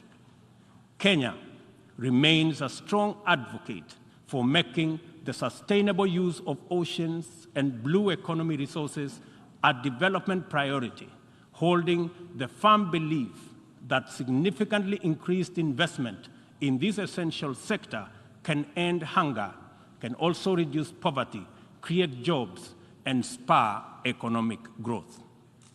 I urge the Secretary General to continue calling attention to the urgent need to develop this vital sector. In particular, I call on developed countries to invest in sustainable fishing, protect marine ecosystems, and share ocean-based climate solutions with developing countries. For our part, I am pleased to report that building on the historic 2018 Sustainable Blue Economy Conference in Nairobi, Kenya is reviewing its national blue economy strategy to strengthen community structures in participatory management of freshwater, coastal and marine resources and ecosystems. The strategy is expected to contribute to our economic development through food and nutrition security, coastal and rural development, and income increases along the aquaculture value chain. It also enhances maritime transport and tourism. We invite development partnerships to invest in Africa towards building capacity to sustainably utilize marine resources. We must rally together to make the best use of Africa's vast blue resources in developing our economies while meeting our climate targets. As we look forward to the 27th Conference of Parties to the United Nations Framework Convention on Climate Change, COP27, scheduled for Sharm el-Sheikh in Egypt, it is logical to expect that member states will shift their attention towards the development and implementation of frameworks for climate change mitigation. Accomplishment of pending actions by member states is essential for the implementation work that lie ahead. I therefore call upon all of us to urgently deliver on all commitments made towards climate change financing. On this matter, it is critical to emphasize that we are running out of time. Over the past decade, Kenya has sustained its aggressive pursuit for rapid socioeconomic transformation through three principal roadmaps. First is the Kenyan National Vision 2030. Second, the formal long-term blueprint aimed at transforming Kenya into a newly industrialized, urban middle-income country, providing high quality of life to its citizens in a clean and secure environment by 2030. The second has been the Africa Union's Agenda 2063, and the third, the Sustainable Development Goals. Kenya looks towards tapping into a variety of resources to catalyze the achievement of these interlocking and mutually reinforcing objectives. The disruption and ensuing crisis due to COVID-19 pandemic compelled us to diversify our focus into new interventions, including economic stimulus program, a COVID-19 economic recovery strategy, and a COVID-19 socio-economic re-engineering recovery strategy, all aimed at mitigating the adverse impacts of the pandemic. I confirm that we have done the best of everything we could in the circumstances. Nevertheless, it is not enough. Kenya and the rest of Africa, like other developing nations, are in need of greater international partnership and cooperation to avert economic crisis in the wake of the pandemic. Developing countries, being heavily burdened by external debt servicing, run the risk of losing development gains due to the shocks inflicted by the pandemic and associated disruptions. I call upon global financial institutions and the international community to take urgent measures and release all existing financial instruments to provide much-needed additional liquidity and secure better fiscal space for developing countries like Kenya to enhance social investment, support climate change adaptation and mitigation, and address security needs and resolve development financing challenges. On behalf of Kenya, therefore, I join other leaders in calling upon the World Bank, the International Monetary Fund, and other multilateral lenders to extend pandemic-related debt relief to the worst-hit countries, especially those affected by the devastating combination of conflict, climate change, and COVID-19. Furthermore, I urge the G20 to extend and expand the scope of the common framework to suspend or reschedule debt repayments by middle-income countries during the pandemic recovery period. At this point, I would like this distinguished assembly to take a moment and consider the peace and security landscape, a landscape currently beset with multiple challenges, yet abounding with considerable opportunities. Our home region of East and Horn of Africa is in particular burdened by significant conflicts and challenges with implications for the region's development. We stand on the cusp of first opportunity for galvanizing confidence-building measures to generate and sustain momentum towards sustainable peace. In its role as an anchor state in the region, Kenya has sustained our investment in diplomatic efforts to find lasting peace in multiple situations within and beyond the region. Although some processes have yielded undeniable success, challenges remain. I therefore strongly reiterate our call for partnership towards confidence-building measures and urge more concerted efforts towards sustainable peace and stability. Kenya is currently serving in the United Nations Security Council. I am proud to confirm that our engagement over the last 2 years has prioritized regional peace and security, countering terrorism and violent extremism, peace support operations, climate and security as critical contributions to the collective efforts to build a safer, more prosperous and peaceful world. I am also proud to state that Kenya has continued to champion closer cooperation between regional mechanisms and the Security Council as an effective means to achieving international peace and security. Kenya continues to advocate the renewal of the Africa Union security architecture, which draws comparative strength from the highly productive complementarity between the United Nations, the Africa Union, and the regional economic communities. Working closely with the 2 elected African countries of the A3 in the UN Security Council, we are committed to finding a stronger Africa voice in the Council and achieving a consensus-driven, rules-based multilateral system. It is our manifest intention to see greater Pan-Africanization of the global agenda in order to make multilateralism work for the people of the world in their diversity. It is time for multilateralism to reflect the voice of farmers, represent the hopes of villagers, champion the aspirations of pastoralists, defend the rights of fisherfolk, express the dreams of traders, respect the wishes of workers, and indeed protect the welfare of all peoples of the global South.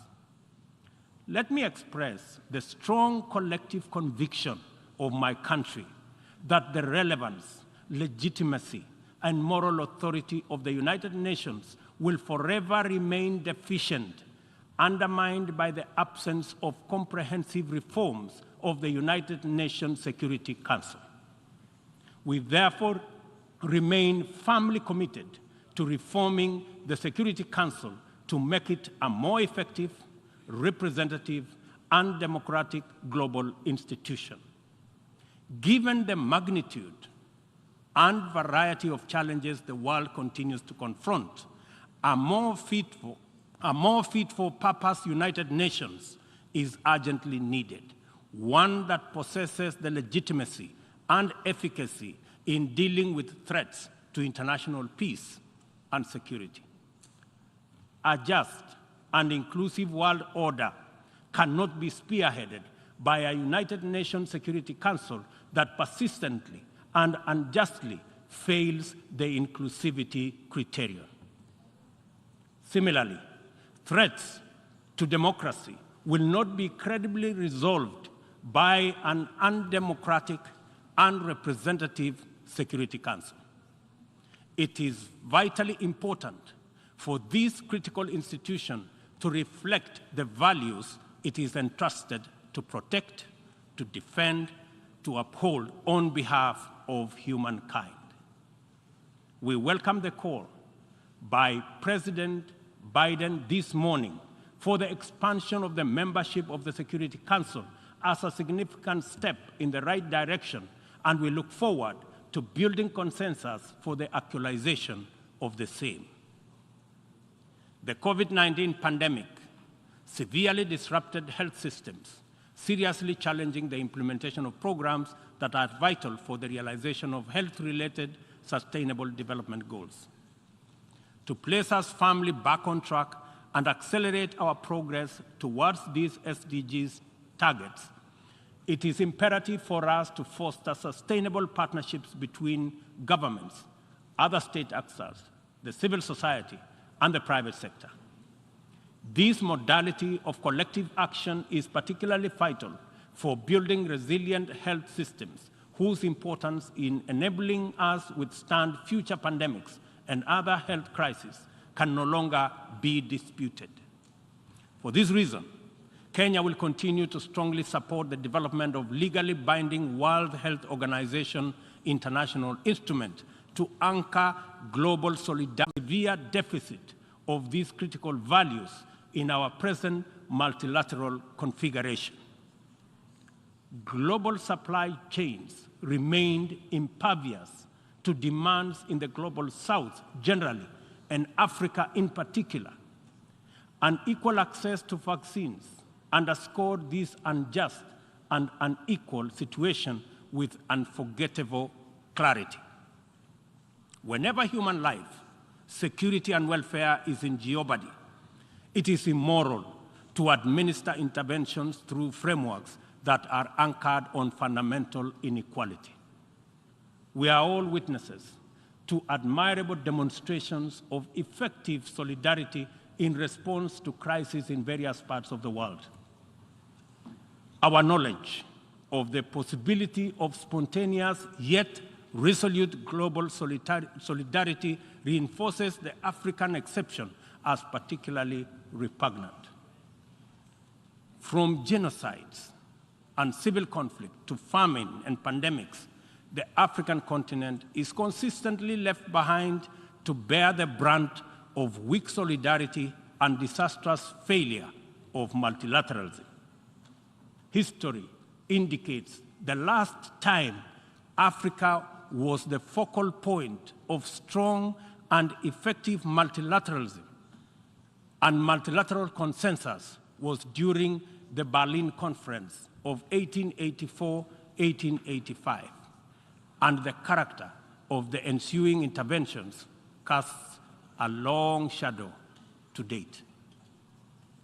Not to put too fine a point to it, the failure of multilateralism during crises which relegate the people of Africa outside the cycle of moral consideration and normalizes humanitarian neglect and other casual injustices are failures of humanity. Nothing about Africa, and I say nothing about Africa or its people makes it acceptable for this type of failure to persist in this era. And we have an urgent moral duty to do better, and to right this wrong. For decades, Africa has borne the brunt of three epidemics: the HIV, tuberculosis, and malaria. I applaud innovative partnerships like the Global Fund for their progress in addressing the three menaces, and also welcome the ambitious targets set for the 7th replenishment cycle. Kenya is committed to supporting the Global Fund and implementing the agreed targets in order to actualize our pledge at the replenishment conference. Kenya calls upon all countries implementing the Global Fund programs, especially fellow African states, to remain at the forefront in championing for successful replenishment of the fund. This way, the mobilization of much-needed resources is enhanced, bringing us closer to the final elimination of these dangerous diseases. In conclusion, Kenya joins the Secretary General in calling for the strengthening of multilateralism as the only sustainable path to a peaceful, stable, and prosperous world for all. This is the imperative of our time and the call of this moment. It is time to work on the trust deficit with stronger conviction that none of us is really safe until all of us are safe. The theme of the 77th session, and I quote, "A watershed moment, transformative solutions to interlocking challenges," end of quote, demands that we recognize the crises we must confront are interlinked in a complicated way. They can only be effectively addressed through more imaginative strategies and innovative formula. A population of 8 billion people in a densely networked world increasingly looks up to the multilateral system as the anchor for their individual aspirations directly and indirectly through robust national frameworks. Increasingly, therefore, the United Nations system is expected to be responsive to these needs and for the proceedings in this forum, in a forum like this, to speak to ordinary people in far-flung reaches of our incredibly diverse globe. It is impossible to address all their individual needs directly, but it is possible to respond to all of them by speaking with conviction to the universal values of equality, inclusion, justice, solidarity, and collective action, and by making sure that all our interventions effectively reflect them with clarity. The integrity of the international order must be measured by the distance separating our resolutions, consensus, and agreement from decisions, actions, committed, interventions, and effective solutions. A watershed moment, therefore, demands that we reduce that gap drastically and quickly. Kenya pursues numerous essential domestic agenda through the multilateral framework. We are heavily invested in the strength, effectiveness, and eventual success of all interventions formulated by the United Nations. It is important that the output of this and other similar fora achieve immediate resonance in the minds and lives of our youth still seeking opportunity to express and actualize themselves, our farmers working to feed nations, our Juakali entrepreneurs striving in pursuit of success in the informal economy, and our professionals who formulate policy, implement strategy, and monitor service delivery in public and private sectors. Africa places immense value in the international community and the tremendous possibilities it can unlock through inclusive, sustainable, and effective action to transform the lives of our people and establish lasting peace, security, and shared prosperity. This watershed moment is our chance to turn the key and open this door of opportunity. We can make progress in addressing the triple global threats and liberate ourselves from the shame of past failures of multilateralism. At this watershed moment, we must not only choose, but also act decisively to bequeath our children and their children a greener, safer, healthier, and more abundant earth. Let us do it together, inclusively, multilaterally. I thank you.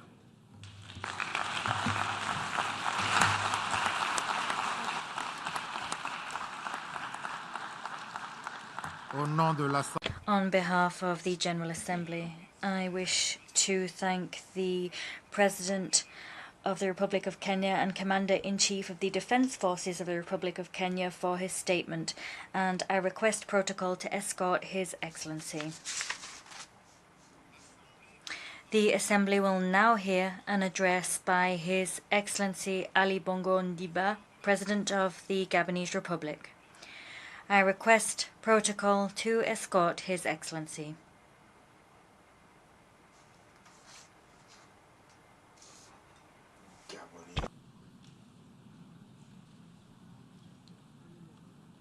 Au nom On behalf of the General Assembly, I have the honor to welcome His Excellency Ali Bongo Ondimba, Republic, and I invite him to address the Assembly.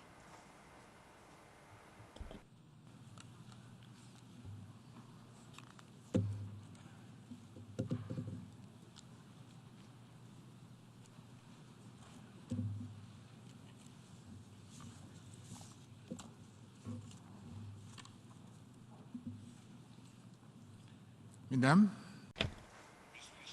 Heads of State and Government, Excellencies, ladies and gentlemen, Mr. President,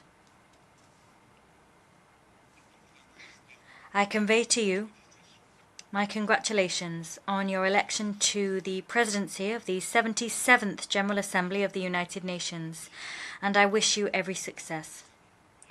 I greet and congratulate your predecessor, Mr. Abdullah Shahid, for the commitment which was patently clear throughout the 76th session.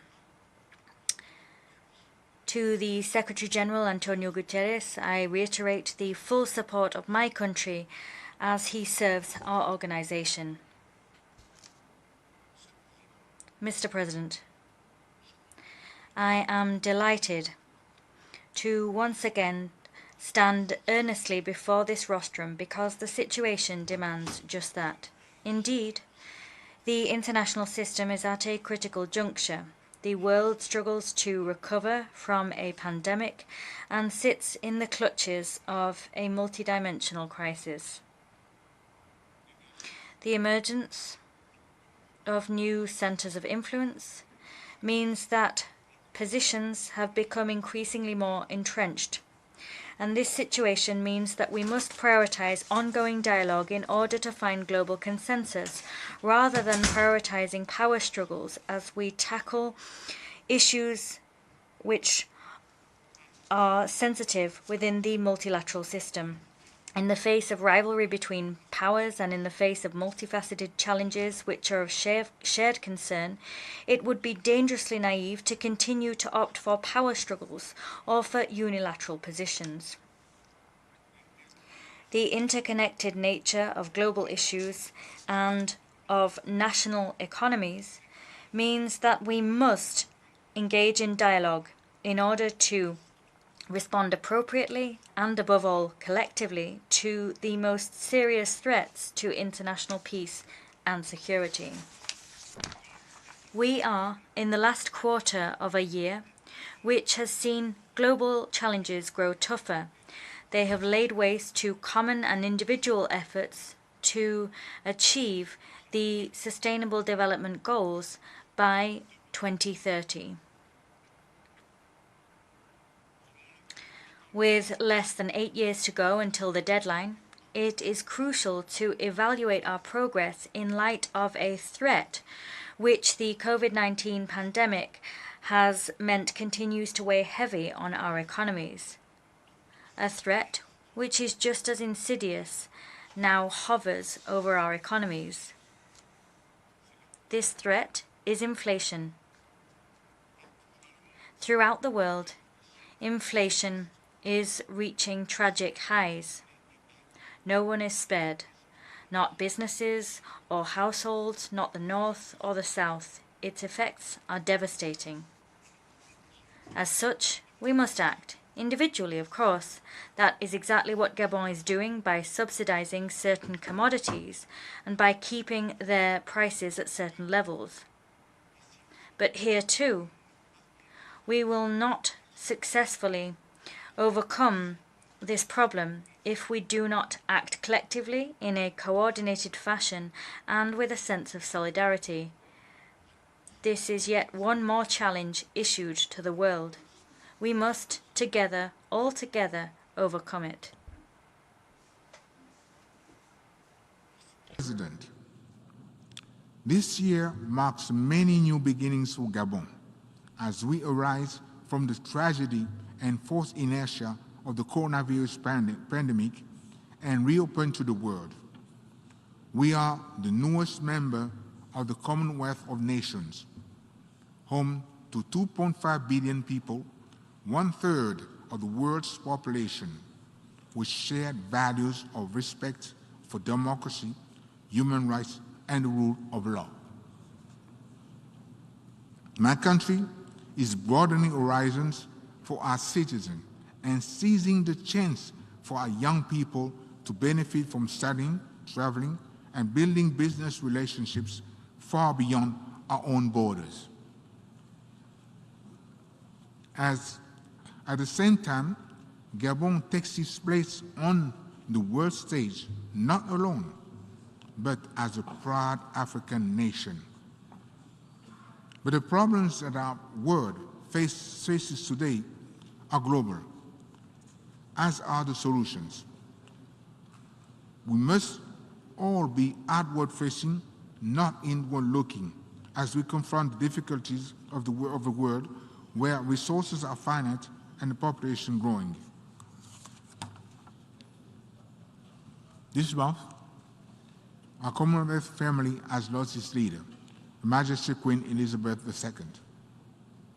Through the union that she loved so deeply, the Queen offered respect, friendship, and wise counsel to many independent nations around the world, small or large. She promoted peace, liberty, and shared values, and fostered a spirit of cooperation. As the new head of the Commonwealth, His Majesty King Charles III can be assured of my full support and that of the Gabonese people.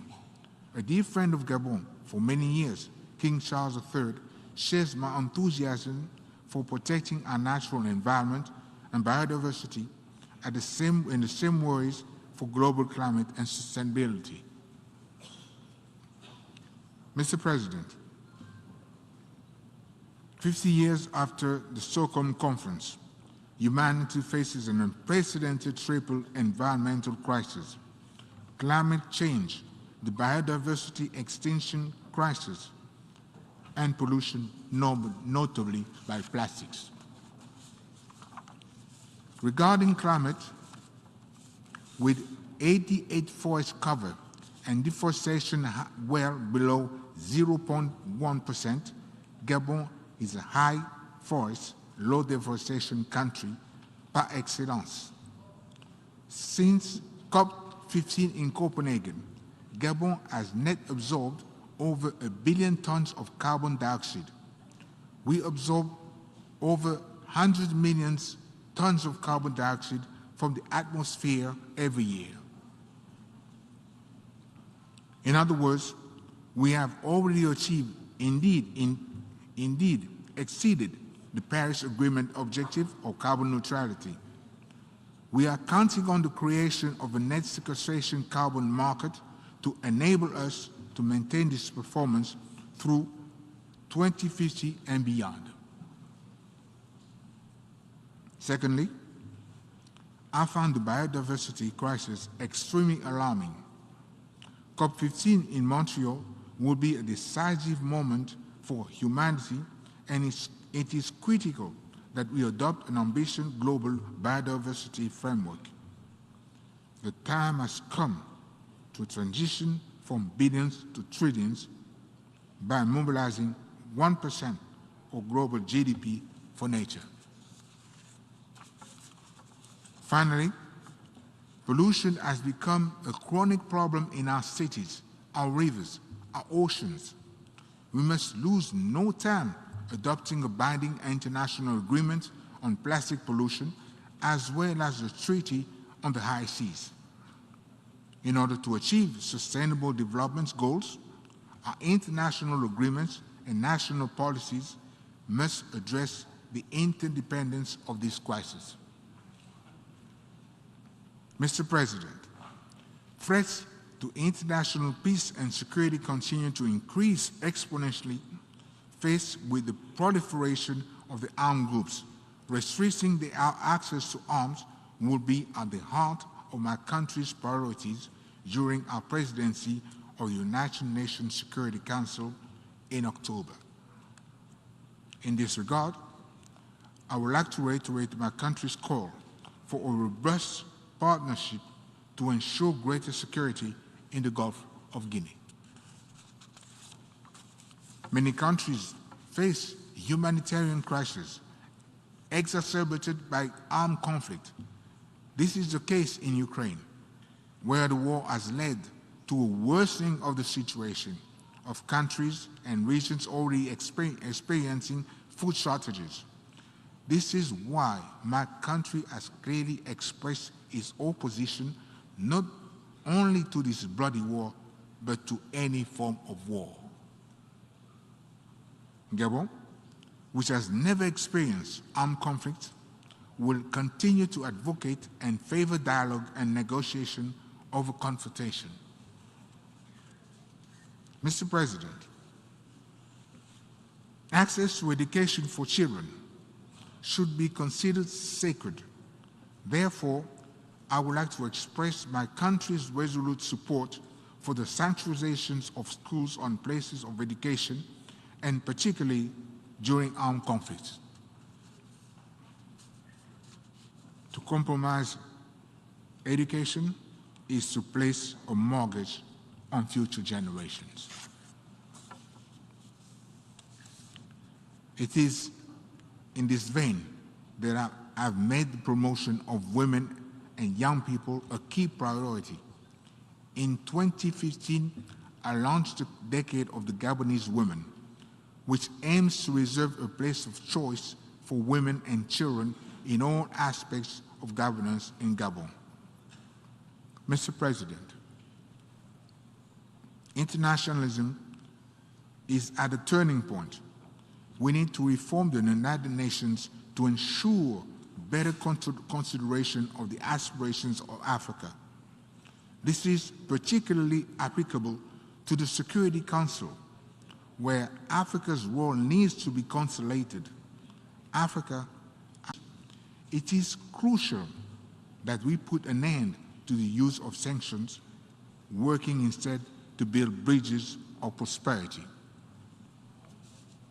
As such, I call once again for the total lifting of the embargo that has affected the government and the people of Cuba for several decades. Inevitably, the principal victims of any embargo are the weak and the vulnerable. In the Middle East, Gabon has always believed that a two-state solution is the only way to achieve peace and security. It is the responsibility of our generation to resolve this problem. To conclude, Mr. President, I would like to reiterate Gabon's attachment to the principles and values of solidarity at the heart of the United Nations Charter. To this end, I reiterate my country's solemn appeal to all members of the international community to live up to our shared commitments in order to ensure peace, security, and dignity for the peoples of the world. I thank you.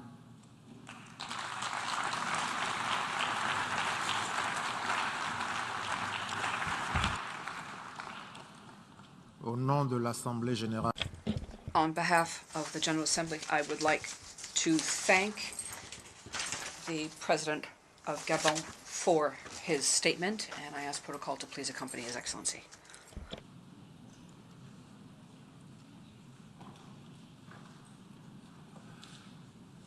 L'Assemblée va maintenant. The Assembly will now hear a statement from His Excellency Mohamed Ifran Ali, President of the Cooperative Republic of Guyana. I would ask protocol to please escort His Excellency to the podium.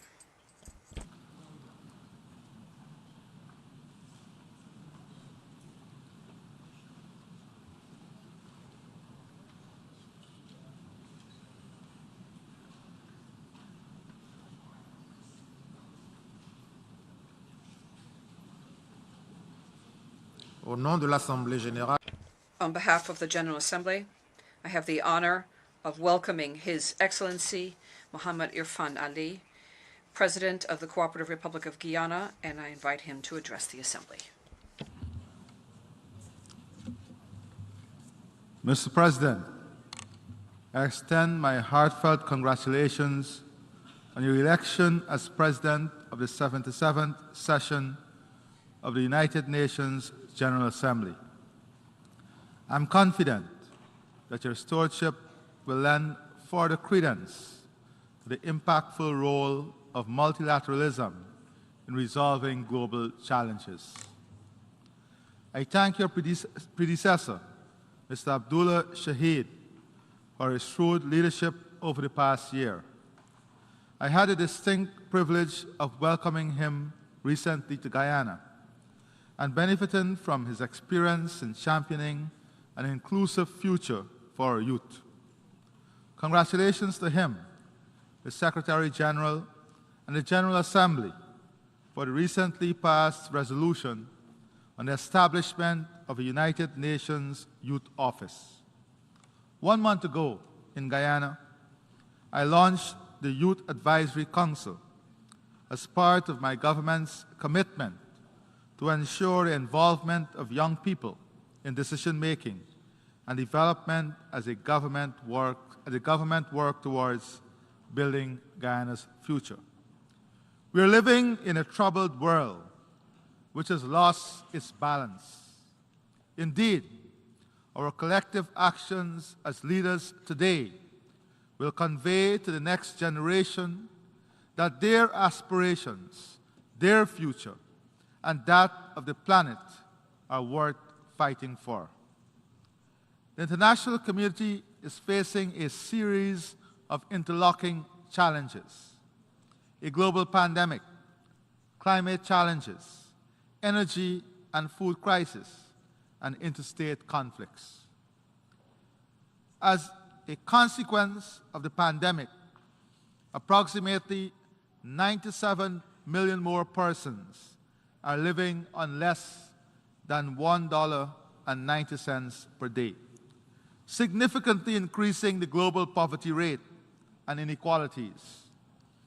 The developing world lost revenues and income that were earmarked for the achievement of many sustainable development goals, pushing us further away from our 2030 targets. A UN report in March 2022 spoke definitively to the unequal distribution of COVID-19 vaccines and its impact on widening economic disparity between the rich and the poor. The study found that low-income countries could have increased their GDP by $16.7 billion in 2021 if they had a similar vaccination rate as high-income developed countries. How are we going to address this inequality? How are we going to address this injustice? Guyana's position is that there must be an immediate re-examination of the financing gap and the debt portfolio of the developing countries to open fiscal space and create an opportunity for recovery, bridging the gap and attaining the SDG goals. Guyana welcomes the global initiatives around pandemic preparedness. It is imperative that we collectively discuss how to address any potential pandemic and health threats so that we are better equipped in the future to avoid the inequalities that exist. Mr. President, Excellencies, the global food security problem has disproportionately affected us. The prevalence of moderate and severe food insecurity trended upwards since 2014, with an estimated increase in 2020 equaling that of the previous 5 years combined. In 2020, 2.37 billion of the world's population were food insecure. Additionally, the World Food Programme and FAO warned that acute food insecurity would worsen in 20 hunger hotspots from June to September 2022. Since the start of the pandemic, Global food prices have surged by 65% and are expected to remain high in the medium term as a result of supply chain constraints, a hike in energy costs, higher shipping costs, climate issues, the war in Ukraine, and the fertilizer crisis. Further, since the onset of the Russia-Ukraine war, global food prices increased sharply, reaching an all-time high in February 2022. The FAO projects that the production of cereals, a crop relied on the most in the world, would decline by 40 million tons, or 1.4% when compared to the preceding year. The global food import bill trajectory is a whopping 1.8 trillion this year, a record high. The global food import bill is projected to rise by 51 billion from 2021, 49 billion of which reflects higher prices. The question is, what are we going to do about this?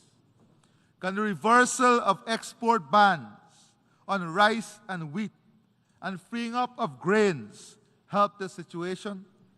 The answer is a resounding yes. For example, export bans of rice from India and wheat from Russia contributed to a price increase of 12.3% and 9% for rice and wheat respectively. As world leaders, we must find the balance now. In honoring our commitment to promote peace, stability, respect for territorial integrity and democracy, and the human rights for all, we must work collectively to prevent situations that can widen inequality and create social and economic havoc. Now is the time for us to decide if a new approach is needed to guarantee food security, energy security, climate security, access to health care and quality education, and security from conflicts and wars. According to the World Bank and Global Trade, between January to February 2022, 135 policy measures were announced or implemented that affected trade in food and fertilizer. During the same period, 34 nations imposed restrictive export measures on food and fertilizers. The questions therefore are whether globalization is only applicable under normal conditions, or whether it is opportunistic and in its application, and when a crisis arises, we lock ourselves in and forget about multilateralism and globalization. The evidence is glaring. COVID-19 vaccination and now access to food and fertilizer. A welcome initiative is the FAO's Global Food Import Financing Facility, which seeks to respond to the prevailing soaring food import costs and addressing the needs of the most exposed. However, there is need to revise the eligibility criteria to accommodate countries beyond the categories of low-income and lower-middle-income groups. This narrow grouping heightens the chance that many at-risk, economically vulnerable countries, such as the Caribbean, with large food and food import needs, will be excluded. Mr. President, Excellencies, we all recognize that there is a climate crisis. We must go back to some of the decisions. For example, in COP26, we agreed no more coal-fired power projects. What is the reality? While policies and planning for climate change adaptation are expanding, according to the Adaptation Gap Report 2021, the Gathering Storm, financing and implementation are still far behind. Financing of adaptation and implementation are still far behind where they should be. The analysis shows the costs of adaptation are most likely to be higher than the predicted range of US 140 to 300 billion annually by 2030, and US dollars 280 to 500 billion annually by 2050 for developing nations. In 2019, US dollars 79.6 billion was allocated to developing nations for planning and carrying out mitigation and adaptation measures. The gap between predicted adaptation costs and existing public adaptation financial flows is generally growing and ranges from 5 to 10 times more. The paltry 100 billion pledge and the failure to meet it must be viewed in the context of the likely cost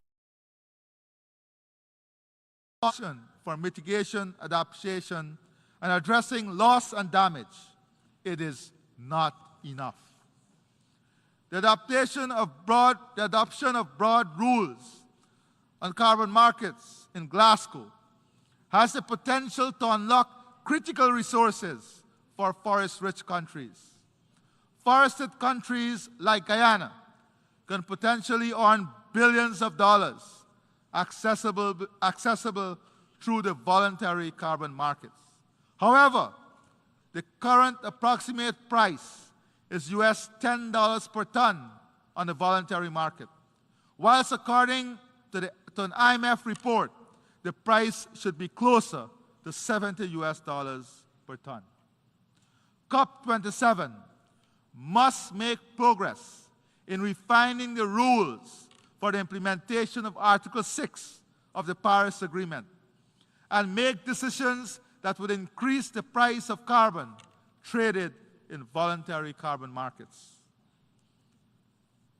Mr. President, Excellencies, the world is also faced with an energy crisis.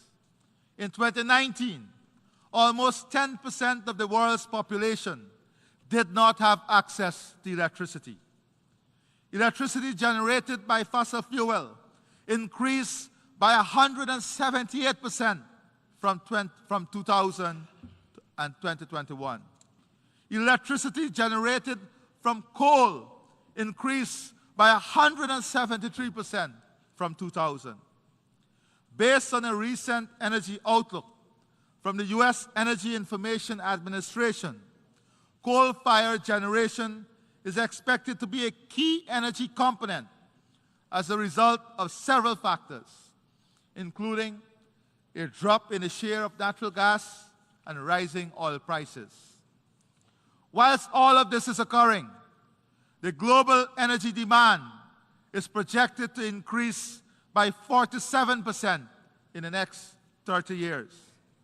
According to the IEA, global electricity demand grew by 6% in 2021 and is projected to grow by 2.4% in 2022, of which only 50% is expected to be met from renewables.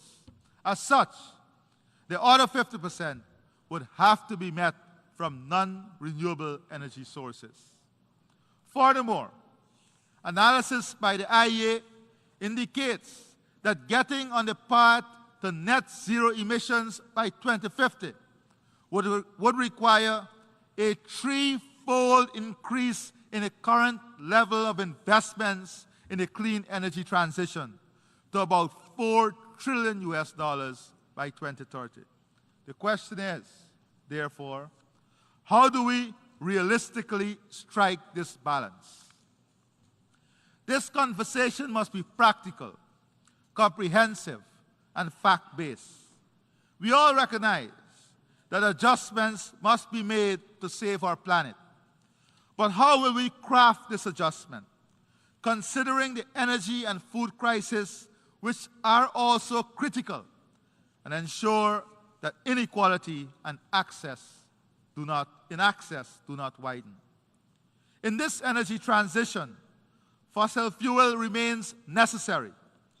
In this context, we are convinced that new entrants like Guyana must be part of this balanced approach. Even as a new entrant, Guyana proposed at COP26 the removal of subsidies from fossil fuel production and advocated the need for a strong global carbon price. We, however, do not believe that new entrants should be punished by removing access to financing and increasing costs of financing. This, in effect, will protect an existing monopoly, drive up the cost of investment, and deliver a higher price product. Mr. President, Excellencies, we are committed to building a Guyana that addresses issues of food security, climate change, energy security, and inequalities within our country and the region. Under the banner of One Guyana, my government has embarked on many initiatives to help bridge the gaps of inequality and access. We are on a path to reduce Guyana's food import bill and increase food security through increased cultivation and investment in new technology, climate-smart agriculture, all aimed at positioning Guyana as a leading food producer in CARICOM. Providing incentives, capital, land, and opportunities for youth and women to participate in agricultural transformation. To this end, you've earmarked 35% of all new agro-businesses to be led by women and have increased youth participation in agriculture with the use of technology by more than 40%.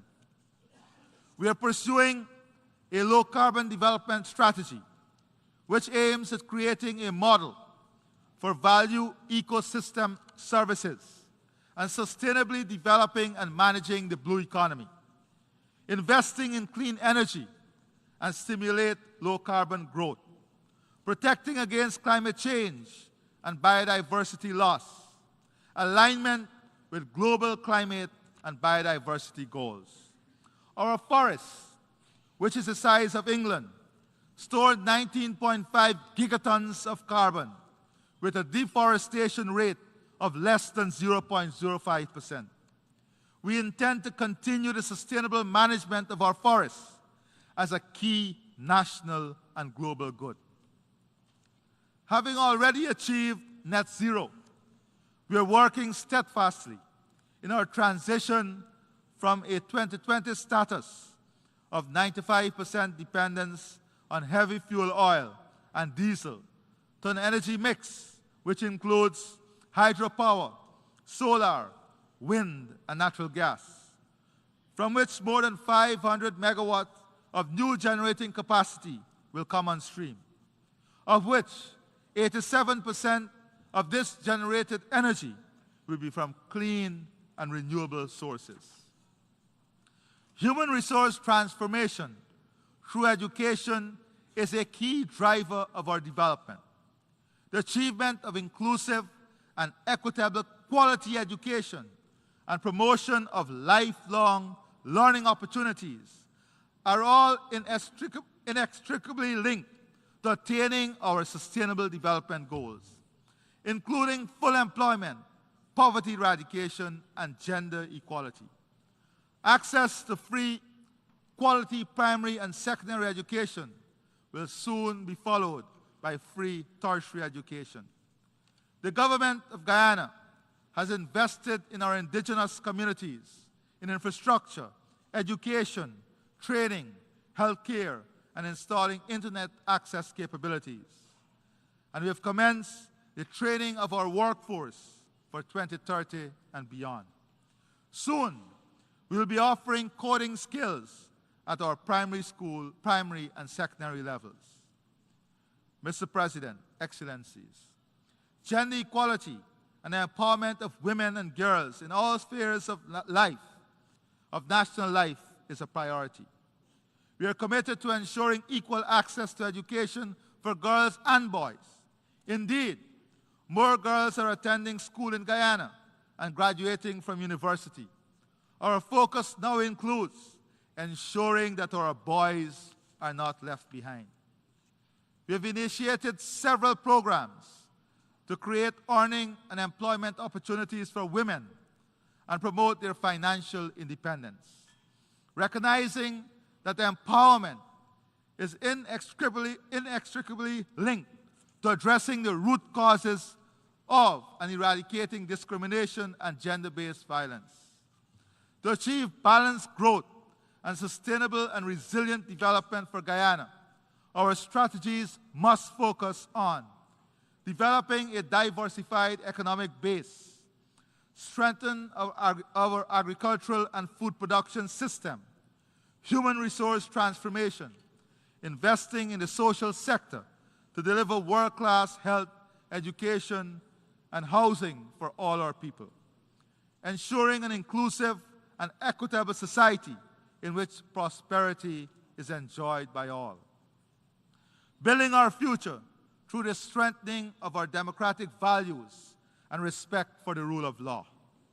Mr. President, Excellencies, as part of the global family, Guyana subscribes to a rule-based international order, as well as the need for resurgence of political will and commitment to protect the multilateral architecture. We are deeply concerned about the number of persons living in conflict situations. The ongoing war in Ukraine is having terrible effects on the region and country, the impact of which are disproportionately felt by women and children. We urge a speedy and peaceful resolution of the conflict and express support for the efforts of the United Nations Secretary General in this regard. In our own region, we again join the overwhelming majority of members of the international community in reiterating Guyana's rejection of the sanctions imposed on the Republic of Cuba. Guyana also restates its solidarity with the Palestinian people and its support for their dignified existence in their own homeland in accordance with a two-state solution. Guyana does not condone or support the threat of or use of force in relations between states or in the resolution of disputes. Consistent with the Charter of the United Nations, Guyana subscribes to the use of peaceful means to settle disputes. In this context, Guyana thanks those who have already expressed support for a candidature for non-permanent membership of the UN Security Council. In the matter of Guyana's sovereignty and territorial integrity, challenged and threatened by Venezuela, as it is, General at the opening of the general debate yesterday, and I quote, committed to make the most of every diplomatic tool for the pacific settlement of dispute as set out in the Charter of the United Nations, end of quote. In this case, judicial settlement as determined by the Secretary General himself. The world's nations can be assured that Guyana shall remain true to those peaceful processes and deny every effort to depart from them. The International Court of Justice has already affirmed its jurisdiction in the matter. Mr. President, Excellencies, this Assembly must reinvigorate the spirit of multilateralism in finding solutions to the extant challenges which bedevil the global community of states. I close by reminding us all of an old quote, "A hungry man is an angry man." Global inequality is linked to global security, and global security is linked to the prosperity of all of humanity. I thank you, and God bless you. On behalf of the Assembly, I wish to thank the President of the Cooperative Republic of Guyana for the statement just made, and I request protocol to escort His Excellency. We have heard the last speaker in this meeting. The 7th plenary meeting to continue with the general debate will be held immediately following the adjournment of this meeting. This meeting is adjourned.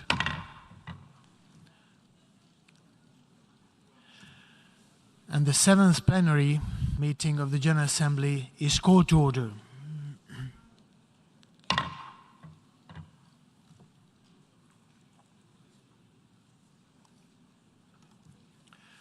The Assembly will hear an address by Her Excellency Katalin Novák, President of Hungary. I request protocol to escort Her Excellency.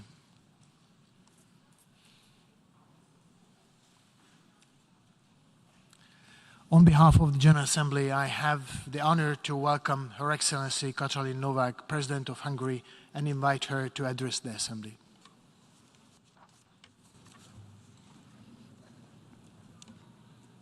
It has perhaps always been the case that the waging of peace is the hardest form of leadership of all. I know of no single formula for success, but over the years, I have observed that some attributes of leadership are universal and are often about finding ways of encouraging people to combine their efforts, their talents, their insights, their enthusiasm, and their inspiration to work together. A quote from the speech of Her Majesty, the late Elizabeth II, from 2010, delivered here at the United Nations General Assembly. Today, on the International Day of Peace, I stand here to urge the world leaders to be faithful to the legacy of Elizabeth II so that we can live in peace. Dear Excellencies, ladies and gentlemen, I'm particularly pleased and honored to greet my fellow Hungarian, President Csaba Kőrösi. With his presidency, after 40 years, Hungary is again serving as President of the UN General Assembly for 1 year. It is a great honor for Hungary, and especially so in the present challenging situation. Mr. President, dear Csaba, I wish you every success in your work. I'm standing in front of you today as the President of Hungary, the first woman President of my country, wife and mother of 3 children. As a President and as a mother, I feel responsible for preserving an environment for the generations to come, in which they can enjoy security and comfort.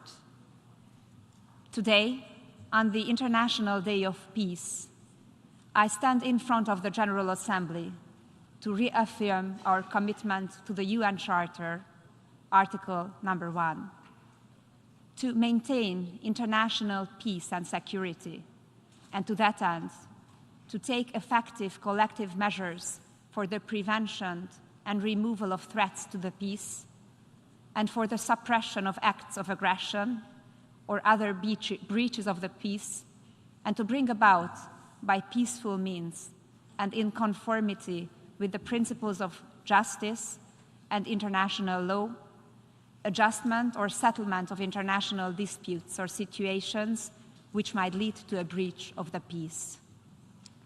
Let us remind ourselves to the main aim why the United Nations was brought to life: peace.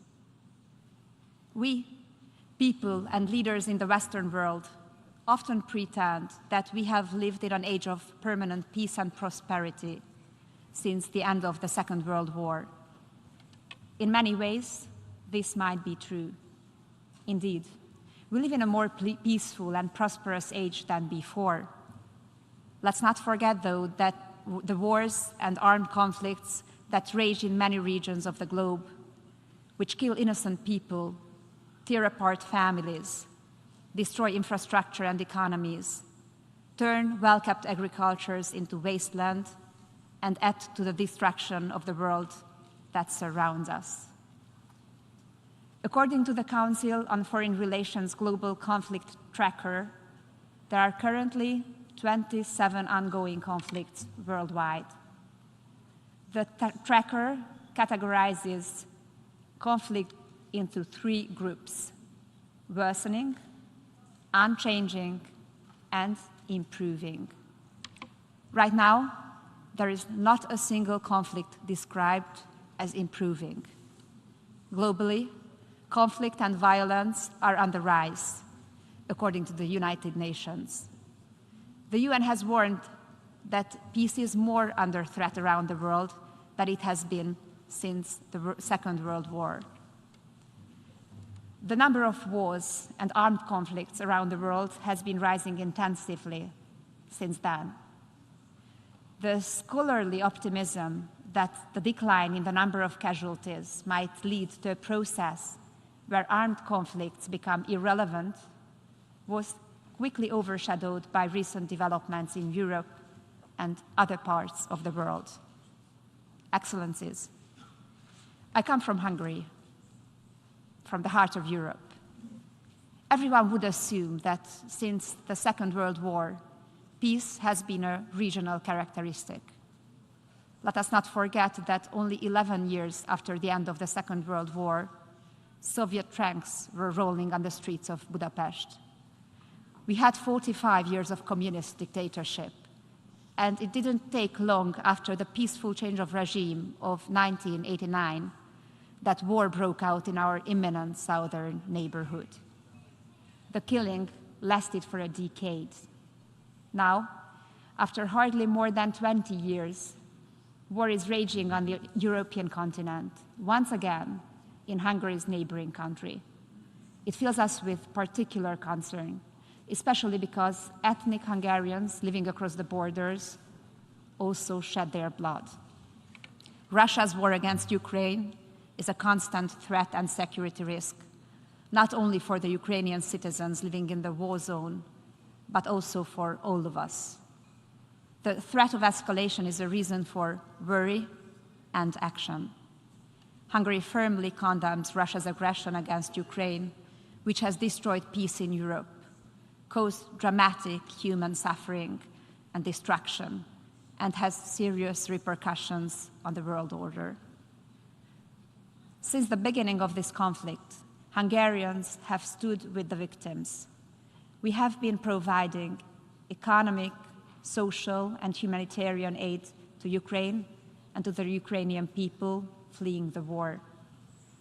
Hungary is currently implementing the largest humanitarian operation in her recent history. The Hungarian people, churches, civil organizations, local authorities, and the government gave shelter to nearly 1 million refugees since the outbreak of the conflict. We have learned that war is evil and leads nowhere. A war only has victims, and the ones with the greatest losses are families, mothers and fathers who lose their children in the battlefield, wives who lose their husbands in the fighting, children who lose their brothers, sisters in the hell of war.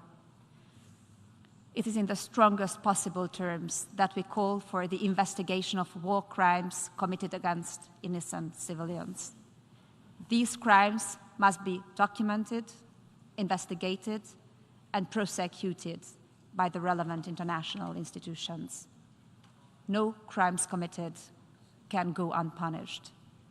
Excellencies, ladies and gentlemen, what do we want in the UN? To win the war? We should not stand for winning any war. We need to stand for restoring the peace. If there is a will, there is a way. Hungary is a member of several federal systems. Above all, the United Nations, NATO, the European Union, the Council of Europe, and I could go on. These organizations were created by their founding fathers to pursue peace as their fundamental goal. I could say that they were created by the desire for peace, and I'm convinced that the service of peace is the foundation of their identity. Let me recall again the words of late Queen Elizabeth II. I quote, The aims and values which inspire the United Nations Charter endure: to promote international peace, security, and justice, to relieve and remove the blight of hunger, poverty, and disease, and to protect the rights and liberties of every citizen. Hungary urges fellow member states to declare peace as the major priority in the present conflict between Russia and Ukraine. Excellencies, dear President, ladies and gentlemen, it is by no means self-evident that today, at the time of war, energy, and food crisis, the organizations set up to avoid war and preserve peace are focusing on ideological indoctrination. This is not what is needed today. Instead, we must regain our ability to distinguish between the essential and the irrelevant, the important and the unimportant, reality and fiction. Most of us came to this assembly from London. We attended Elizabeth II's funeral together and bowed at her coffin. We bade farewell to an exceptional monarch whose life was steeped in service to peace. We owe it to the people and to her memory to make those who can win a war well can rarely make a good peace. And those who could make a good peace would never have won a war. Let us make a good peace. Thank you for listening to me. On behalf of the Assembly, I wish to thank the President of Hungary for the statement just made, and I request protocol to escort Her Excellency. The Assembly will hear an address by His Excellency Alassane Ouattara, President of the Republic of Côte d'Ivoire. I request protocol to escort His Excellency.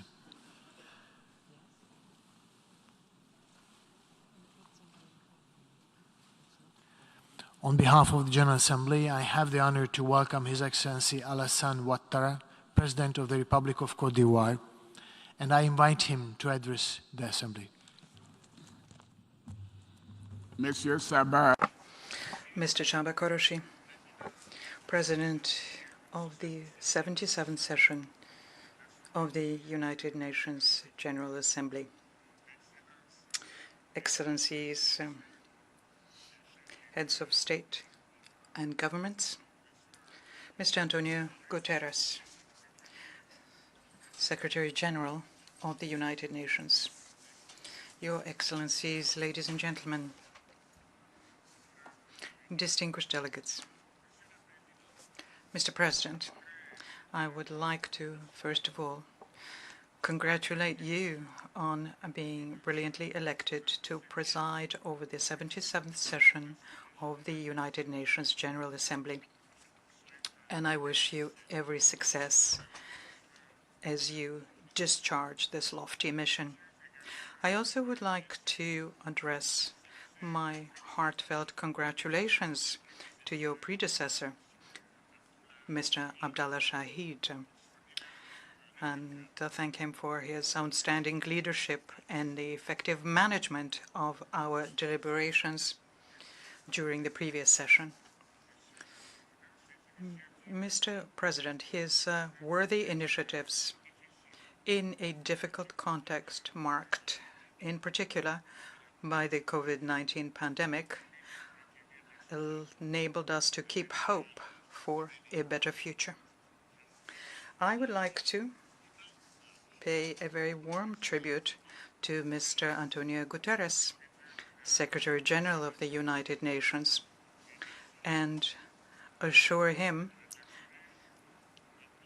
that he has the full support of my country as he continues with his tireless efforts to strengthen the role played by the United Nations in implementing the objectives we had set for ourselves. Secretary General, you have every encouragement from us, in particular, as you implement the relevant proposals contained in your report called Our Common Agenda. Mr. President, Your Excellencies, ladies and gentlemen, Côte d'Ivoire welcomes the major successes that we have seen in many areas of the United Nations since its inception. And in this framework, my country would like to thank the United Nations High Commissioner for Refugees, the HCR. They declared on the 30th June 2022 the end of the Ivorian refugee status. I take this opportunity to welcome the excellent cooperation we've had between the HCR and my country. Nonetheless, the growing number and the complexity of challenges we're facing in the area of peace and security, democracy, human rights, environmental protection remain sources of concern. And I welcome the relevance of the theme of the current session as it invites us to search for the solutions to the challenges we're facing. Mr. President, Your Excellencies, ladies and gentlemen, the growing geopolitical tensions and new and emerging international conflicts undermine international peace and security. The war in Ukraine has just recalled for us the fact that peace is a permanent quest and that we have continued pursuing it tirelessly. This confrontation, with the risk that it represents of using nuclear weapons, continues to undermine global peace and to plunge humankind into various crises. It shows us yet once again the limits of military options in the settlement of conflicts. And that is why Côte d'Ivoire peaceful coexistence as well as dialogue in the search for solutions to differences amongst nations. And we would like to renew our appeal to the immediate and definitive cessation of hostilities in Ukraine. This war has very serious economic, financial, and social ramifications for African countries. Indeed, the hike in the price of oil and the difficulties in supplying markets with grain and fertilizer have led to a generalized inflation and a spike in the interest rates in international markets, and also resulted in the slowing down of the global rate of growth. Therefore, for several African countries, this conflict means that it's difficult to fund their economies. It also means that there is a growth in the price of basic goods, and even there are cases of famine. And this is because the countries depend on the grain and fertilizer coming from Ukraine and Russia.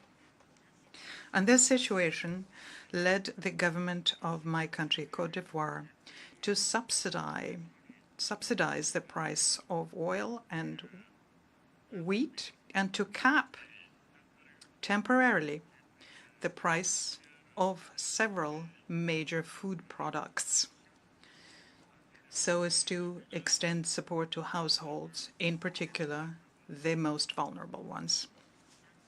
I welcome the signing in Istanbul on the 22nd of July 2022 under the aegis of the United Nations and Turkey on the wheat agreement. We regret, however, that only 17% of wheat exported by Ukraine since that date have been earmarked for African countries.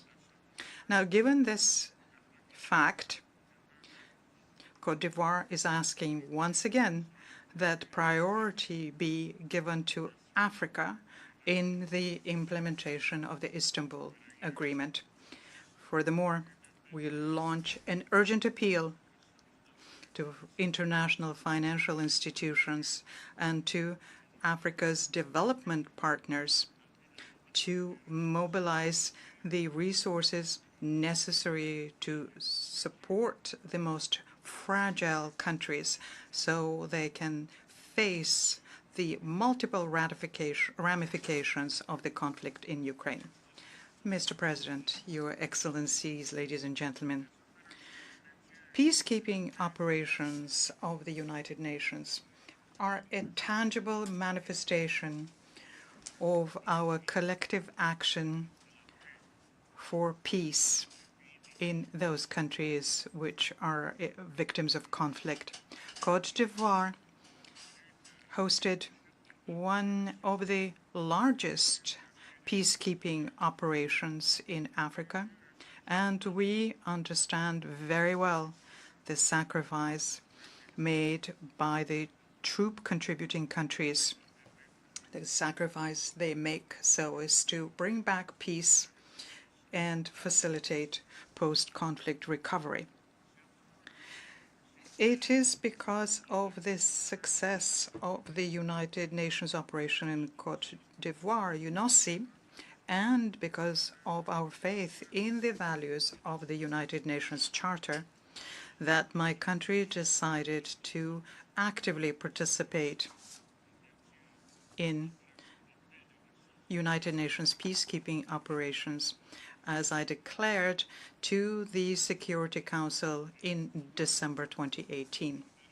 I therefore am very happy with the participation of Côte d'Ivoire in the United Nations multidimensional integrated stabilization mission in Mali, MINUSMA, and in the United Nations mission in the Central African Republic, MINURCA. And I would like to laud the professionalism of the Ivorian contingents deployed in the course of these operations. And I bow in front of the memory of the Ivorian servicemen who died in the cause of peace in the brotherly country of Mali, which needs the engagement and commitment of everyone with them as they combat armed terrorist groups.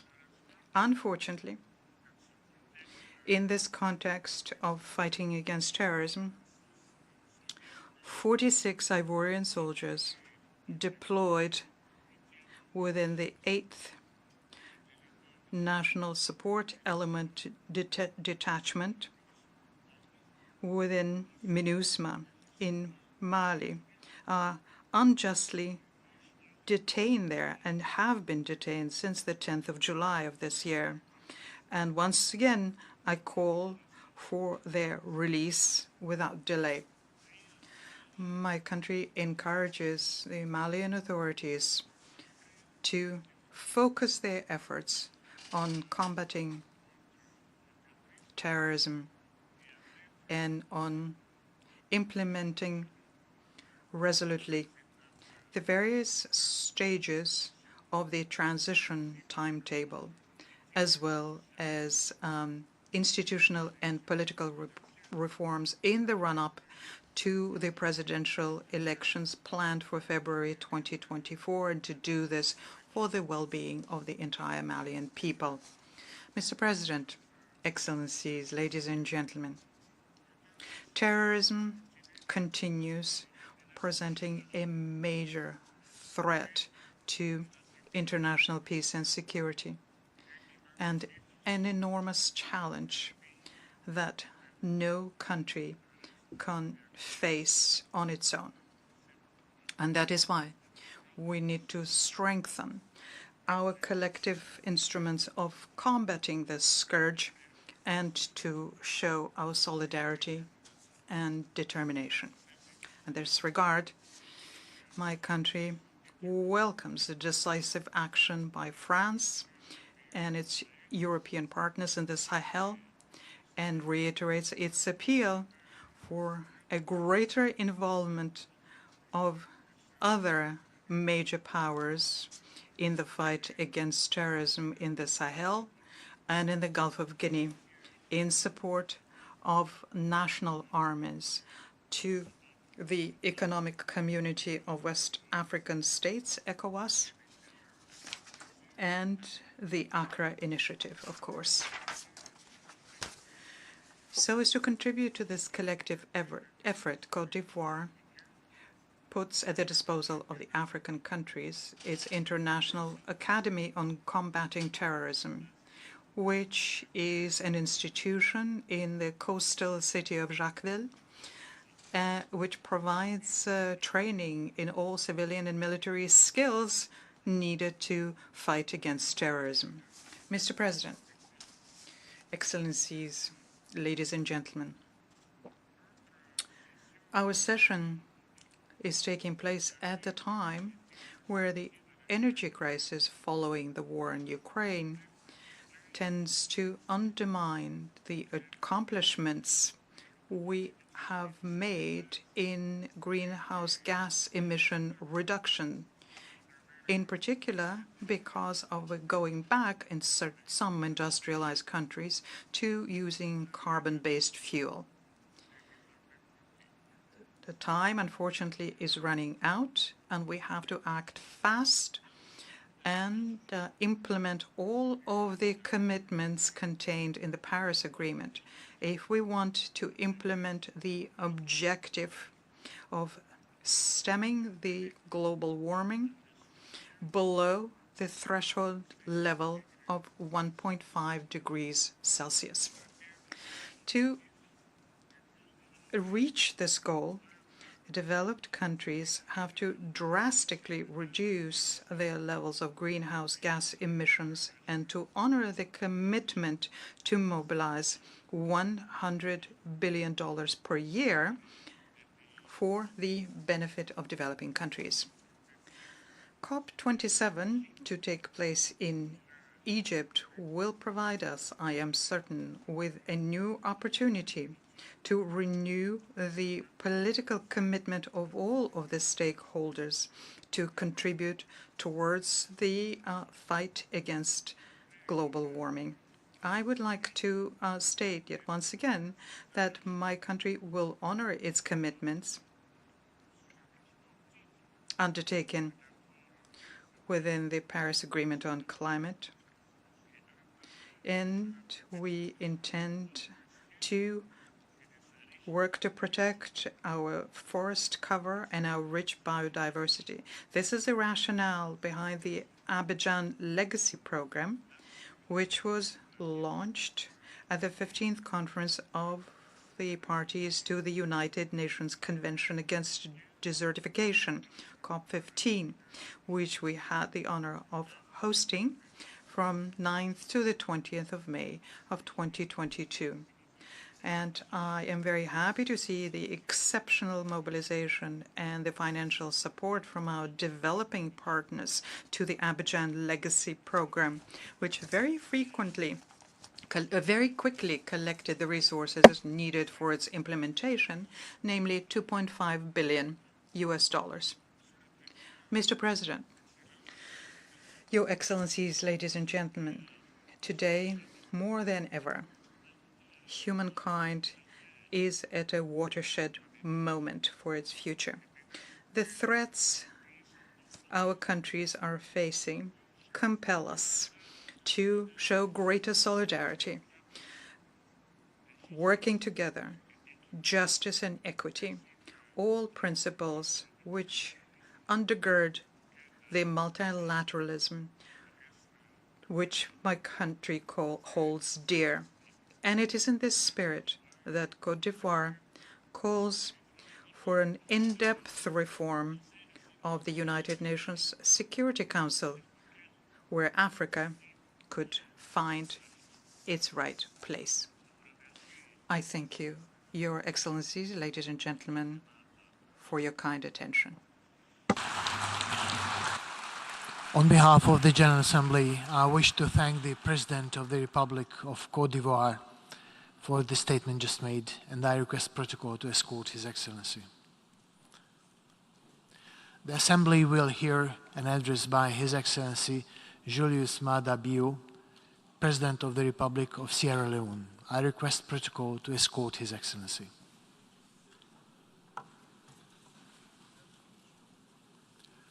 On behalf of the General Assembly, I have the honor to welcome His Excellency Julius Maada Bio, President of the Republic of Sierra Leone, and to invite him to address the Assembly.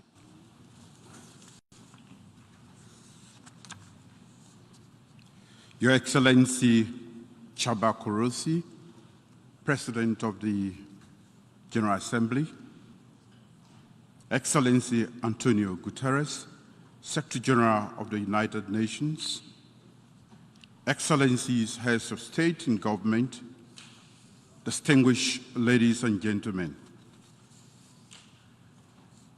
Let me commend the President of the 76th session of the General Assembly, His Excellency Mr. Abdullah Shahid, for his sustained effort in returning the General Assembly to its pre-pandemic work pace and his message of hope.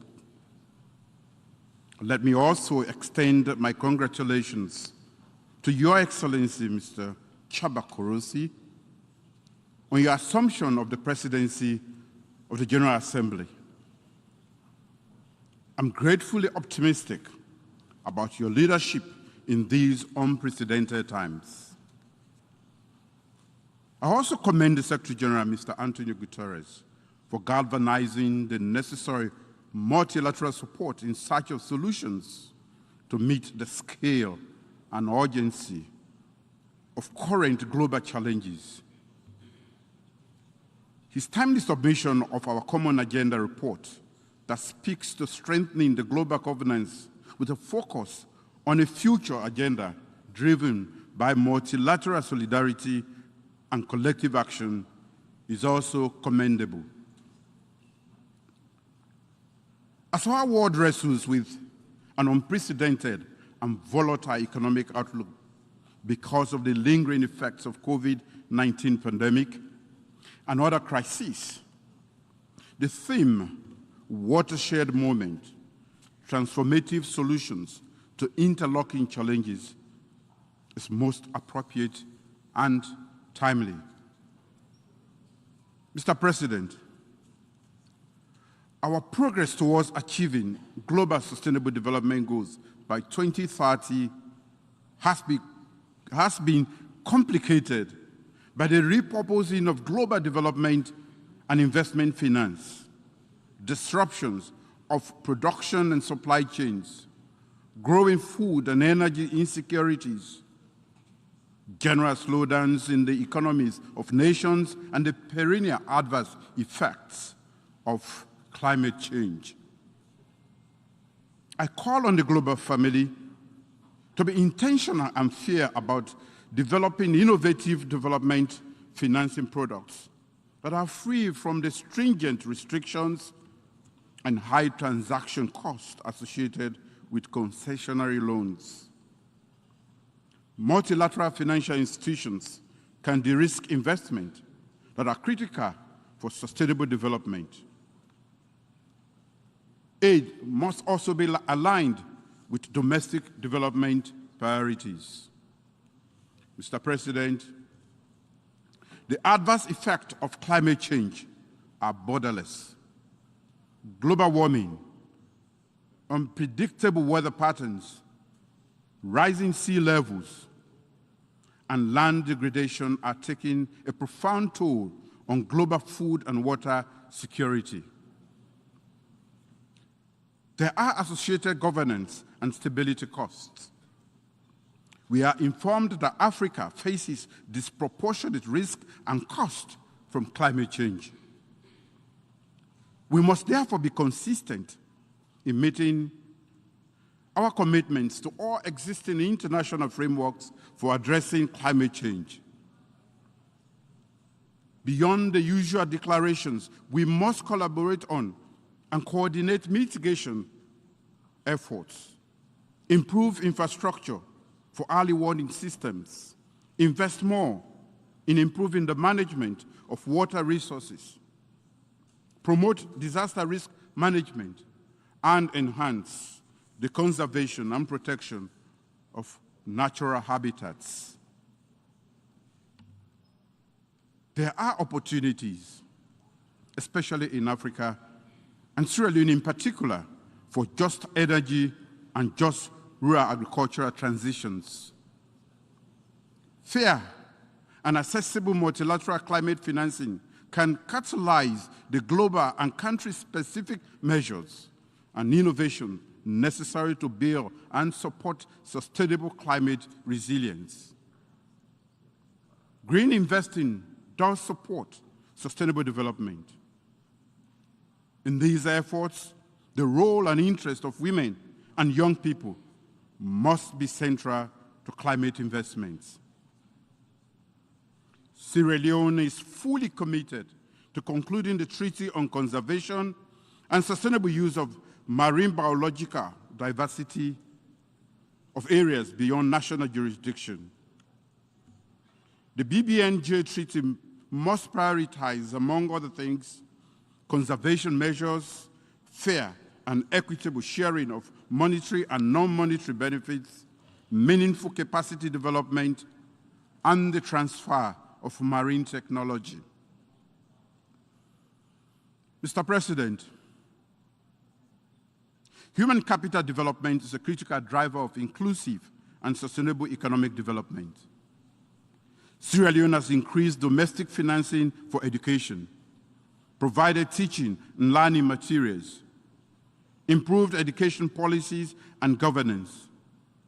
More children, more girls, including pregnant girls, poor and rural learners, and learners with disability are now in school. But we can go beyond these access deficits. As co-chair of the High-Level Steering Committee on SDG 4 and champion of the Transforming Education Summit during this 77th session of the General Assembly, I urge concerted global efforts to address the learning crisis.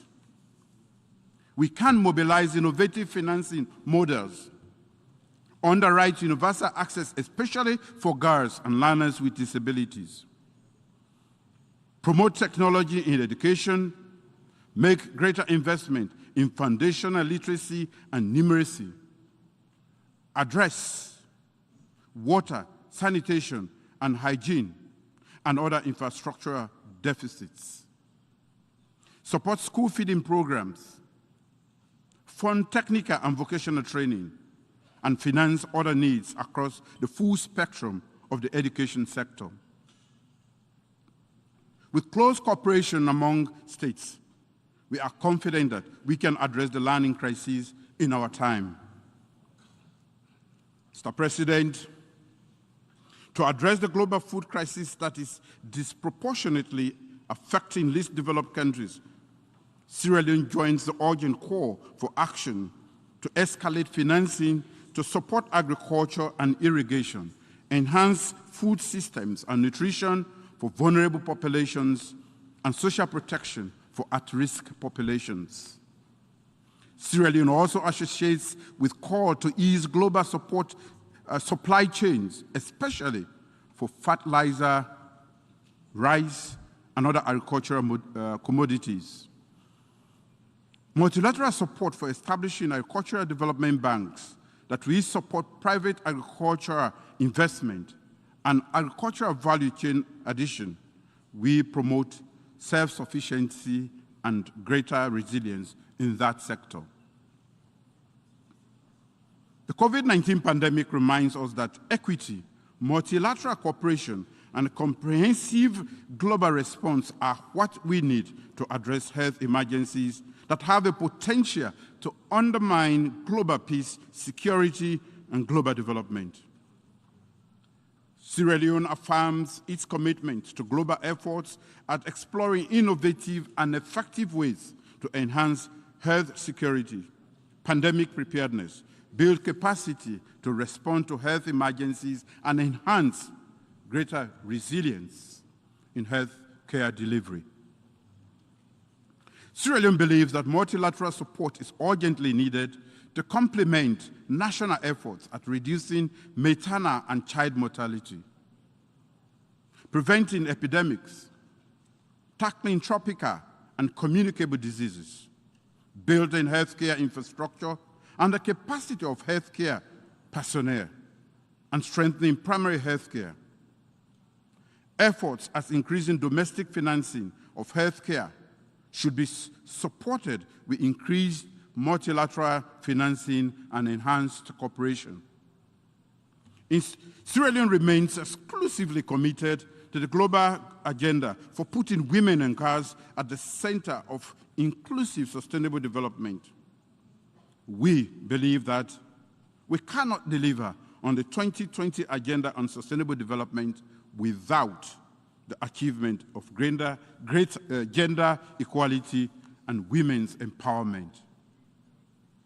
We must therefore garner multilateral support to achieve and sustain gender equality and the empowerment of women in our lifetime.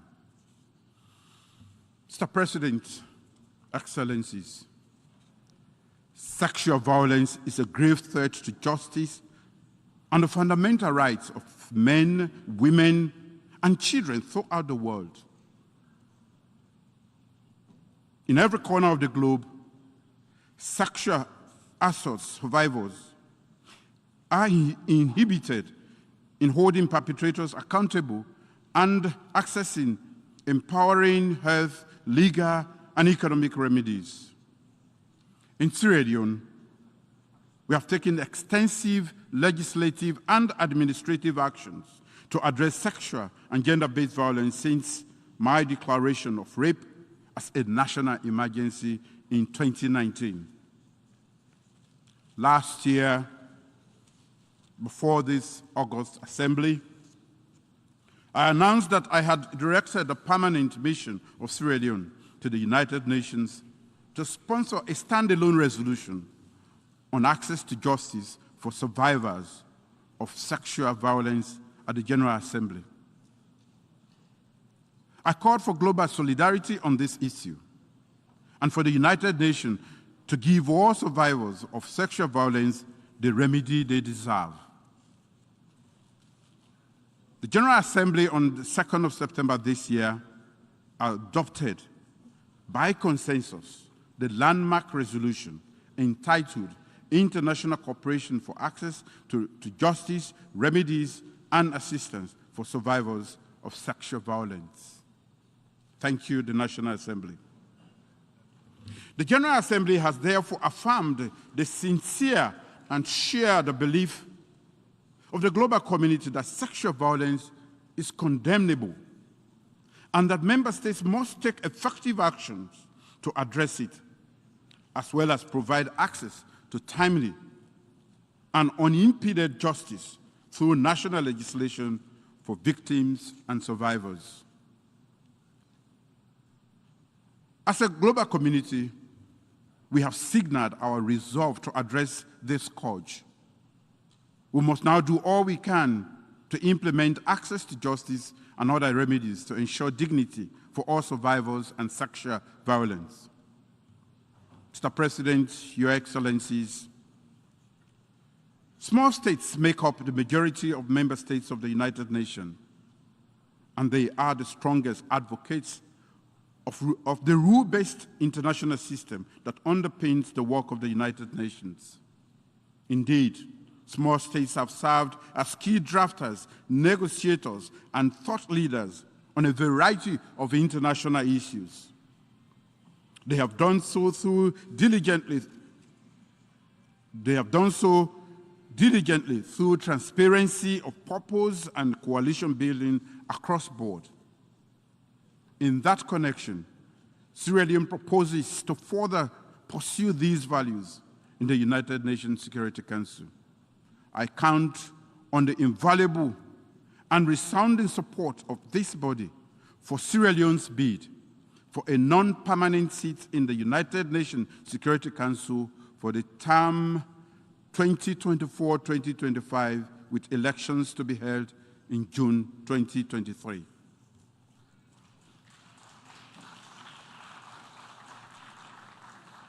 Mr. President,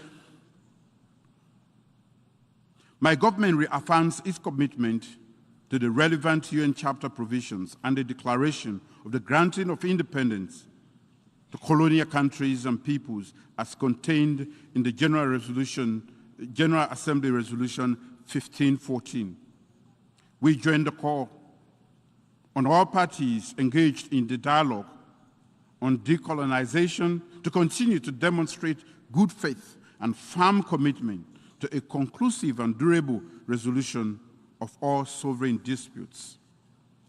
As the coordinator of the African Union Committee of 10 on the reform of the Security Council, I'm pleased to note the commendable progress that has been achieved in the intergovernmental negotiations on the reform of the Security Council.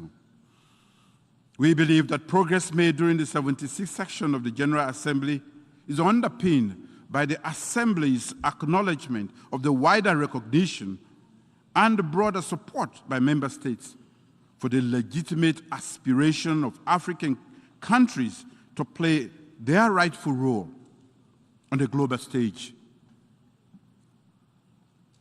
As Africa continues to advocate and canvass support for the common African position, as espoused in the Erzowini Consensus and the SAD Declaration, I urge member states to continue to demonstrate their renewed commitment and political will towards correcting historical injustice done to Africa by supporting the reform of the Security Council to make it a more inclusive, democratic, transparent, accountable, legitimate, and efficient global organ that properly reflects and adequately addresses the geopolitical realities of our present and future world.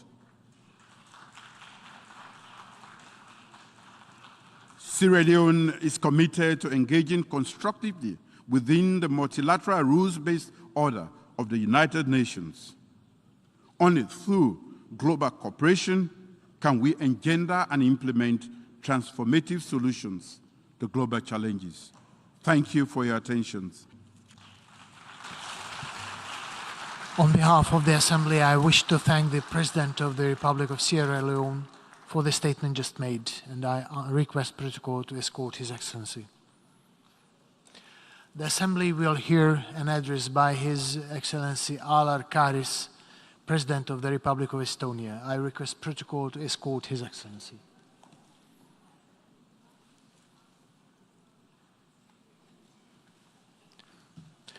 On behalf of the General Assembly, I have the honor to welcome His Excellency Alar Karis, President of the Republic of Estonia, and to invite him to address the Assembly. Mr. President, Mr. Secretary General, Excellencies, ladies and gentlemen. It is my honor to be here today, though I wish where circumstances surrounding my first address were different. A year ago, Mr. Secretary General presented this inspiring report, Our Common Agenda, outlining his vision for the next 25 years of global cooperation, and initiated discussions of how to reinvigorate multilateralism and achieve sustainable development goals. I support the goals of the report, and yet it's a Herculean task because the world is torn apart. We witness the constant brutal violation of the core principles of the UN Charter on every continent. The United Nations itself has become a battlefield where some states try to convince the world that the common values we all are obliged to adhere do not exist. The only standard we must follow is the UN Charter, our unique common promise of peace for all nations, large and small, a promise of advancing fundamental human rights, the equal rights of men and women. It is not a choice. It is a collective responsibility to ensure that peace, justice, and human rights prevail. On 24 February, the Russian Federation, a permanent member of a United Nations Security Council, attacked the democratic and peaceful sovereign Ukraine. Russia started a war of aggression with a goal to end the sovereignty of its neighbor, overthrow its legitimate government, exterminate Ukrainian nation, and implement its abusive order, impregnated of imperialism, self-interest, and dominance. Russian invasion, including the illegal occupation of Crimea and Russia's prior land grabs in Georgia and Moldova, demonstrate Russia's total disrespect of international law, the rules-based international order, and as an assault of a United Charter, every value and principle the United Nations stands for. This brutal and unjustified aggression is the most serious threat to the global peace and security since the end of the Second World War, and challenges the very foundation of UN system, undermining the security of all members of the international community. Some colleagues are hesitant to take sides vis-à-vis Russian aggression. Some argue that this war is between Russia and Ukraine. I see the aggressor and the victim.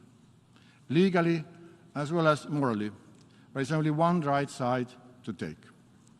Standing in a grey zone encourages the aggressor, undermines this organization, and fuels human suffering.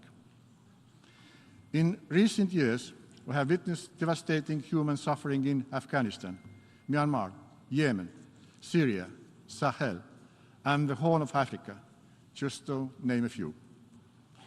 The war aggression of Russia makes finding solutions to these conflicts only more difficult, as it has increased food insecurity, adds stress on the global humanitarian relief system, and bolsters economic crisis.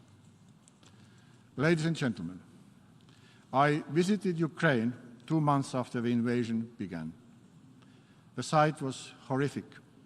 I lack words to describe the brutality of this scene. The face of war is the same everywhere. Its cruelty will never leave the people who must live. Conflicts only bring horror and misery to mankind.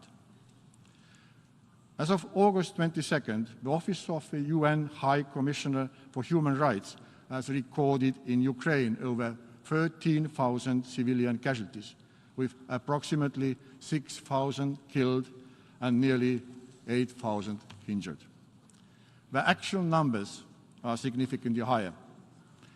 Each murder is another evidence of the grave violations of international law by the aggressor. In the strongest terms, we condemn the war crimes committed by Russia in Ukraine. UN Assistant Secretary General of Human Rights reported to the Security Council about credible allegations of forced transfers of unaccompanied children to Russian-occupied territory or to the Russian Federation. We have seen mass graves of tortured civilians. I wonder, are we living in the 21st century? Excellencies, ladies and gentlemen, I want to pay tribute to the immeasurable resilience of the people of Ukraine. We grieve for the victims of Russia's aggression and stand with Ukraine in ensuring the future of its people and nation. This brave nation is fighting for values set in the UN Charter, the noble cause of freedom, democracy, and human rights. According to the UN Charter, Article 51, helping Ukraine to protect its right to exist is our collective obligation.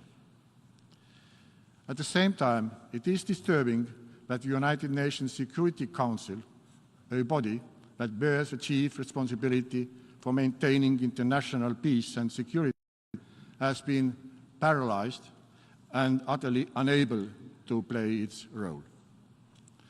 Russia has abused its veto power to block the Council from adopting any decisions regarding the grave violation of sovereignty and independence of Ukraine. The Security Council lies in the heart of the UN. It is shameful that since February 24, it has adopted only one statement on Ukraine. How many devastating wars will it take to move forward the long overdue Security Council reform? I am grateful that while the Security Council remains paralyzed on Russia's aggression issue, the soul and the conscience of the UN, the General Assembly, has been active and decisive. I recall the overwhelming support for the UN General Assembly resolution on March 2nd that condemned Russia's aggression and urged Russia to immediately and unconditionally withdraw all of its troops from the territory of Ukraine within its internationally recognized borders. We deplore the Russian Federation's failure to implement this resolution, as well as its failure to comply with its legally binding order by the International Court of Justice on the 16th March of 2020, requiring Russia to immediately cease its use of force against Ukraine. Estonia has always been a strong proponent of curbing the absolute veto power, and even more so when it has been used to cover war crimes and crimes against humanity. I am glad that the General Assembly adopted by consensus a landmark resolution, the so-called veto initiative, which provides the UN General Assembly an opportunity to step in when the UN Security Council is unable to act. The question remains, how can we accept the aggressor has a veto power in the Security Council? Excellencies, conflicts and war bring enormous humanitarian crisis. Russia's aggression has led to an immense need of resources and aid. Nearly 18 million Ukrainians, 40% of the country's population, are in urgent need of humanitarian assistance. The international support for Ukraine has been heartwarming. The UN is busy helping Ukrainians who didn't need our help before this aggression. To date, Estonia has sent over 20 million euros in humanitarian aid to Ukraine. We have seen an unprecedented massive support of Ukraine from the Estonian private sector, civil society, and citizens. We continue to assist and work on the reconstruction of Ukraine. It needs to begin already now. We call others to join us in this. Conflicts created immense refugee crisis. According to the UN Refugee Agency, the total number of people worldwide who were forced to flee their homes due to conflicts and human rights violations was 89.3 million in 2021. The displacements were driven, for example, by the brutality of Bashar al-Assad regime, conflicts in the Tigray region, and the Taliban's takeover of Kabul.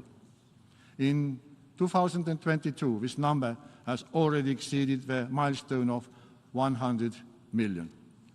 Increase is caused by Russia's war of aggression. There are more than 7 million recorded Ukrainian refugees across Europe. Another 7 million have been internally displaced. Estonia has received nearly 55,000 refugees, 4% of our country's population.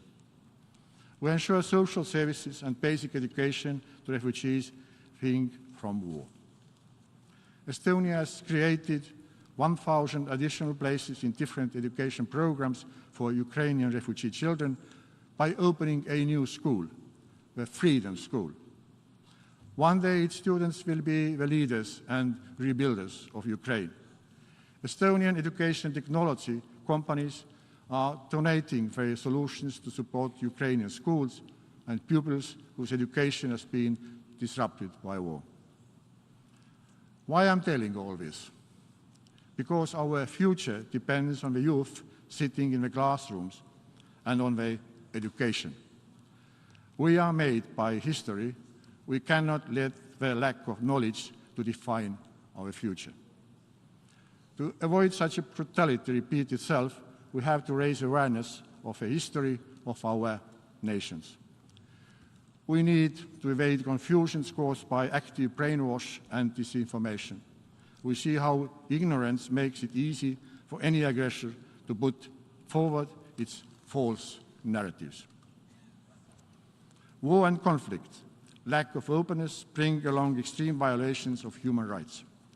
It must be clear that basic human rights are universal, same for all UN members, and cannot be ignored by any government. Special attention should be devoted to ensuring gender equality and right to education. Opportunity to study should not be a wish or a dream at the 21st century. Let me use this tribune to praise the courageous women who have now become the forefront of protest against the Taliban in Afghanistan, to fight for the right to choose their own path and role in the society. It is our profound duty to support the struggle. I call on de facto leaders of Afghanistan to immediately stop harassing the UNAMA Afghan female staff. Respecting universal human rights is not a choice. Neither culture nor religion can be invoked by justify human rights violations. In the same vein, we welcome the release of an assessment report of human rights situation in Xinjiang by Office of the UN High Commissioner for Human Rights. The report underscores the serious human rights violations occurring in Xinjiang, which may constitute international crimes, in particular crimes against humanity. This is extremely alarming and requires urgent attention by the international community. Ladies and gentlemen, there remains little dispute over the existential crisis posed by climate change. We witnessed devastating flooding in Pakistan caused by erratic monsoon rains. In solidarity with the people of Pakistan, Estonia provides help to those severely affected. Russia's aggression also brings further pain to those already suffering from the impact of pandemic, conflicts, famine, and climate change. Let me be very clear. This food and energy crisis. The head of the UN World Food Programme has warned that Russia's aggression will lead to the worst food crisis since the Second World War. This physics and in life the cause triggers a reaction. Russia's aggression triggered the global food and inflation crisis. We have witnessed Russia's occupying forces stealing Ukraine's grain supplies, burning down warehouses and destroying grain fields. Market disruption are not caused by sanctions. Global food or economic crises are caused by the war Russia started, and Russia can end all this by ending the war. Yet, Russia has no intention to end the war. Instead, Russian regime decided to escalate. We find it cynical, nuclear threat totally unacceptable. It is a threat to global community. To alleviate this crisis, the EU has launched the Ukraine Solidarity Lanes initiative. It has helped to export over 6 million tons of predominantly agricultural goods from Ukraine. Estonia also welcomes the Black Sea Grain Initiative that was signed in Istanbul on 22nd of July, brokered by the UN Secretary General and President of Turkey. We must keep the international pressure on Russia to monitor Russia's adherence to the deal and its extension. Excellencies, to follow with deep concern, the situation is one of the world's largest Zaporizhzhia nuclear power plant. Russia has occupied the plant and turned it into a combat zone. the risk of a nuclear disaster is very real. This power plant should be demilitarized without delay and full control of a planned return to Ukraine. Moreover, it is essential to grant international experts a persistent and unfettered access to the facilities of power plant. I regret that last month Russia also shamelessly blocked the consensus concerning the outcome document of a review conference of a treaty of non-proliferation. Estonia has been vocal in addressing the issue of cybersecurity in the UN. We continue these efforts to elevate cybersecurity as an essential component of the UN's international peace and security agenda. Russia has demonstrated how state-provided malicious cyber tools are used alongside conventional weapons. Russia's cyber attack against the satellite communications of Ukraine on 23rd of February served to prepare and facilitate Russia's on-the-ground invasion. Excellencies, it is our duty to ensure accountability and justice to all levels. Impunity breeds impunity and leads to the new crimes to be committed. It is the utmost importance that there are independent and effective investigations into the atrocity crimes and crimes of aggression committed against Ukraine, also in Syria, Ethiopia, and elsewhere. We must provide justice to victims and bring those responsible for atrocities and genocide to trial. Estonia fully supports the investigation led by the International Criminal Court. We give most serious consideration to the establishment of an independent special court for the crimes of aggression and the compensation mechanisms for the damages caused by the aggression. We support all initiatives attempting to secure accountability. To conclude, the war in Ukraine affects us all.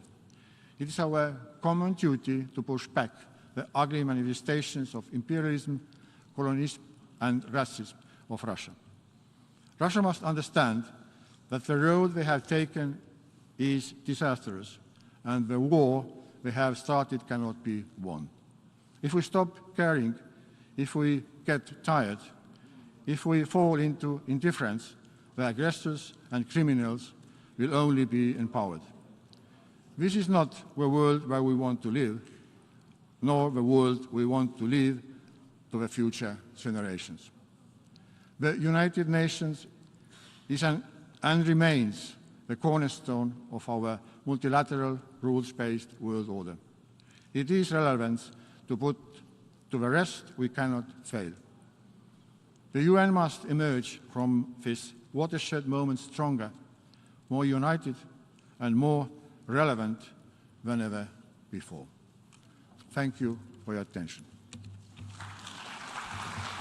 On behalf of the Assembly, I wish to thank the President of the Republic of Estonia for the statement just made, and I request protocol to escort His Excellency. And now the Assembly will hear an address by His Excellency Nana Addo Dankwa Akufo-Addo, President of the Republic of Ghana. I request protocol to escort His Excellency.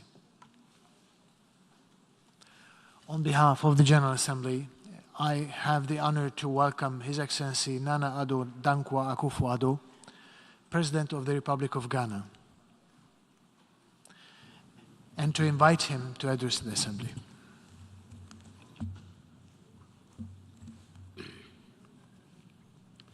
Excellencies, ladies and gentlemen, Mr. President, I congratulate you on your election to lead us through this 77th gathering of the General Assembly of the United Nations. I wish you the best of luck as you take on this onerous task at this most difficult period of the world. Mr. President, as we would say in Ghana, our world is currently not in a good place. The World Bank observed last Thursday that the global economy was enduring its steepest slowdown since 1970.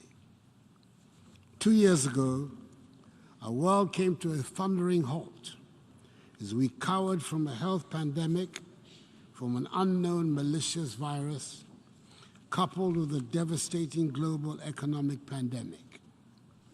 High budget deficits were no longer concerns of only developing nations. By 2021, COVID-19 had pushed Africa into the worst recession for half a century.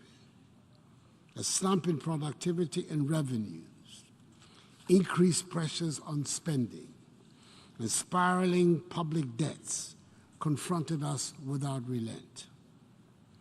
As we grappled with these economic challenges, Russia's invasion of Ukraine burst upon us, aggravating an already difficult situation.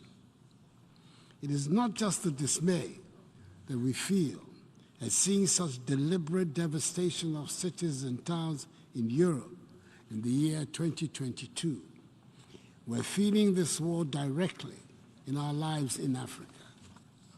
Every bullet, every bomb, every shell that hits a target in Ukraine hits our pockets and our economies in Africa. The economic turmoil is global, with inflation as the #1 enemy this year. It hit a 40-year high in the United States and United Kingdom in recent months. There's record inflation in the Eurozone. Several African countries have inflation rates surging 3 to 4 times higher than what they were just 2 years ago. In Ghana, we're experiencing the highest inflation for 21 years. The high costs of food are hurting the poor, especially the urban poor, the most. Moreover, the spillover from central banks raising interest rates to combat inflation has been severe beyond borders, as global investors pull money out of developing economies to invest in bonds in the developed world. This has led to depreciating currencies and increased borrowing costs, meaning we need to raise and spend more of our own currencies to service our foreign debts in US dollars. It has become clear, if ever there was any doubt, that the international financial structure is skewed significantly against developing and emerging economies like Ghana. The avenues that are open to powerful nations to enable them to take measures that would ease pressures on their economies are closed to small nations. To make matters worse, credit rating agencies have been quick to downgrade economies in Africa, making it harder to service our debts. The tag of Africa as an investment risk is little more than, in substance, a self-fulfilling prophecy created by the prejudice of the international money market, which denies us access to cheaper borrowing, pushing us deeper into debts. The financial markets have been set up and operate on rules designed for the benefit of rich and powerful nations. And during times of crisis, the facade of international cooperation under which they purport to operate disappears. These are the savage lessons that we have had to take in as the world emerged from the grip of the coronavirus to energy and food price hikes and the world rise in the cost of living. The necessity for reform of the system is compelling. Mr. President, I'm a modern student of history, and I would say it is doubtful that any generation of inhabitants of this earth has ever witnessed such a perfect storm of global economic chaos, a war with global consequences, and an unwillingness or inability to find a consensus to deal with the catastrophe. It is under such circumstances that we have gathered under the theme, a watershed moment, transformative solutions to interlocking challenges. Excuse me. The problems we face are indeed many and vary in level of importance depending on where you are in the global order of things. Just last year, the focus was on energy transition. This year, it is about energy security, as Europe goes back to burning coal to replace Russian gas. Nevertheless, we do not have the luxury of being able to pick and choose which problem to solve. None of them can wait. The economic turbulence requires urgent and immediate solution. The turmoil and insecurity in many parts of the world require urgent attention. And so does the need to tackle the problems posed by climate change. A watershed moment indeed it is. And history will judge us harshly if we do not seize the opportunity to make the changes that will enable us to deal with the many problems we face. Mr. President, a case in point is the destabilizing conflict in the Sahel. It might look to many today as a local conflict which affects only the countries in that region. We in Ghana know differently. We have watched in horror as the unrest has moved from the Sahel inexorably to the West African coastal countries. All of Ghana's neighbors have suffered terrorist attacks, and some have lost territorial space to the invading forces. Furthermore, the terrorist pressure has provided a pretext for the unhappy reappearance of military rule in 3 of the 15-member ECOWAS community, 2 of whom have borne the brunt of the terrorist outrages in the region, Mali and Burkina Faso. It is a development we're determined to reverse so that the ECOWAS space remains a democratic one. All of us in the region are being forced to spend huge amounts of money on security.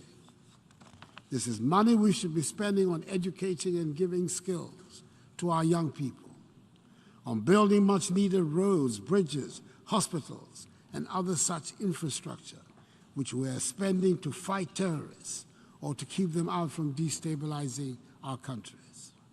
This is a global problem, deserving the attention of the world community for a global solution. Mr. President, I'm contributing to this debate on a date that has special significance for us in Ghana. 21st September is the date we mark the birth of our first president, Dr. Kwame Nkrumah. He would have been 113 years old today, and it is worth recalling on this day the driving force of his political career, which was to contribute to the birth of a united Africa, that is the United States of Africa. We recognize today more than ever before the importance of the strength and unity of Africa, and we are working to shed that image of a helpless, hapless continent. There is a renewed commitment towards an inclusive and sustainable industrialization and economic integration. And the intensity of the challenges we face today is only matched like never before by the immensity of the opportunity before us. We, the current leaders of Africa, should be determined not to waste the crisis that confronts us. Incidentally, 2022 is billed as Africa's year to take action on food and nutrition development goals. We see the current geopolitical crisis as an opportunity to rely less on food imports from outside the continent and use better our 60% share of global share of arable lands to increase food productions. We have seen the devastating impact of relying on Russia and Ukraine for 70% of our wheat consumption. We have enough land, enough water, enough gas, and enough manpower to produce enough fertilizer, food,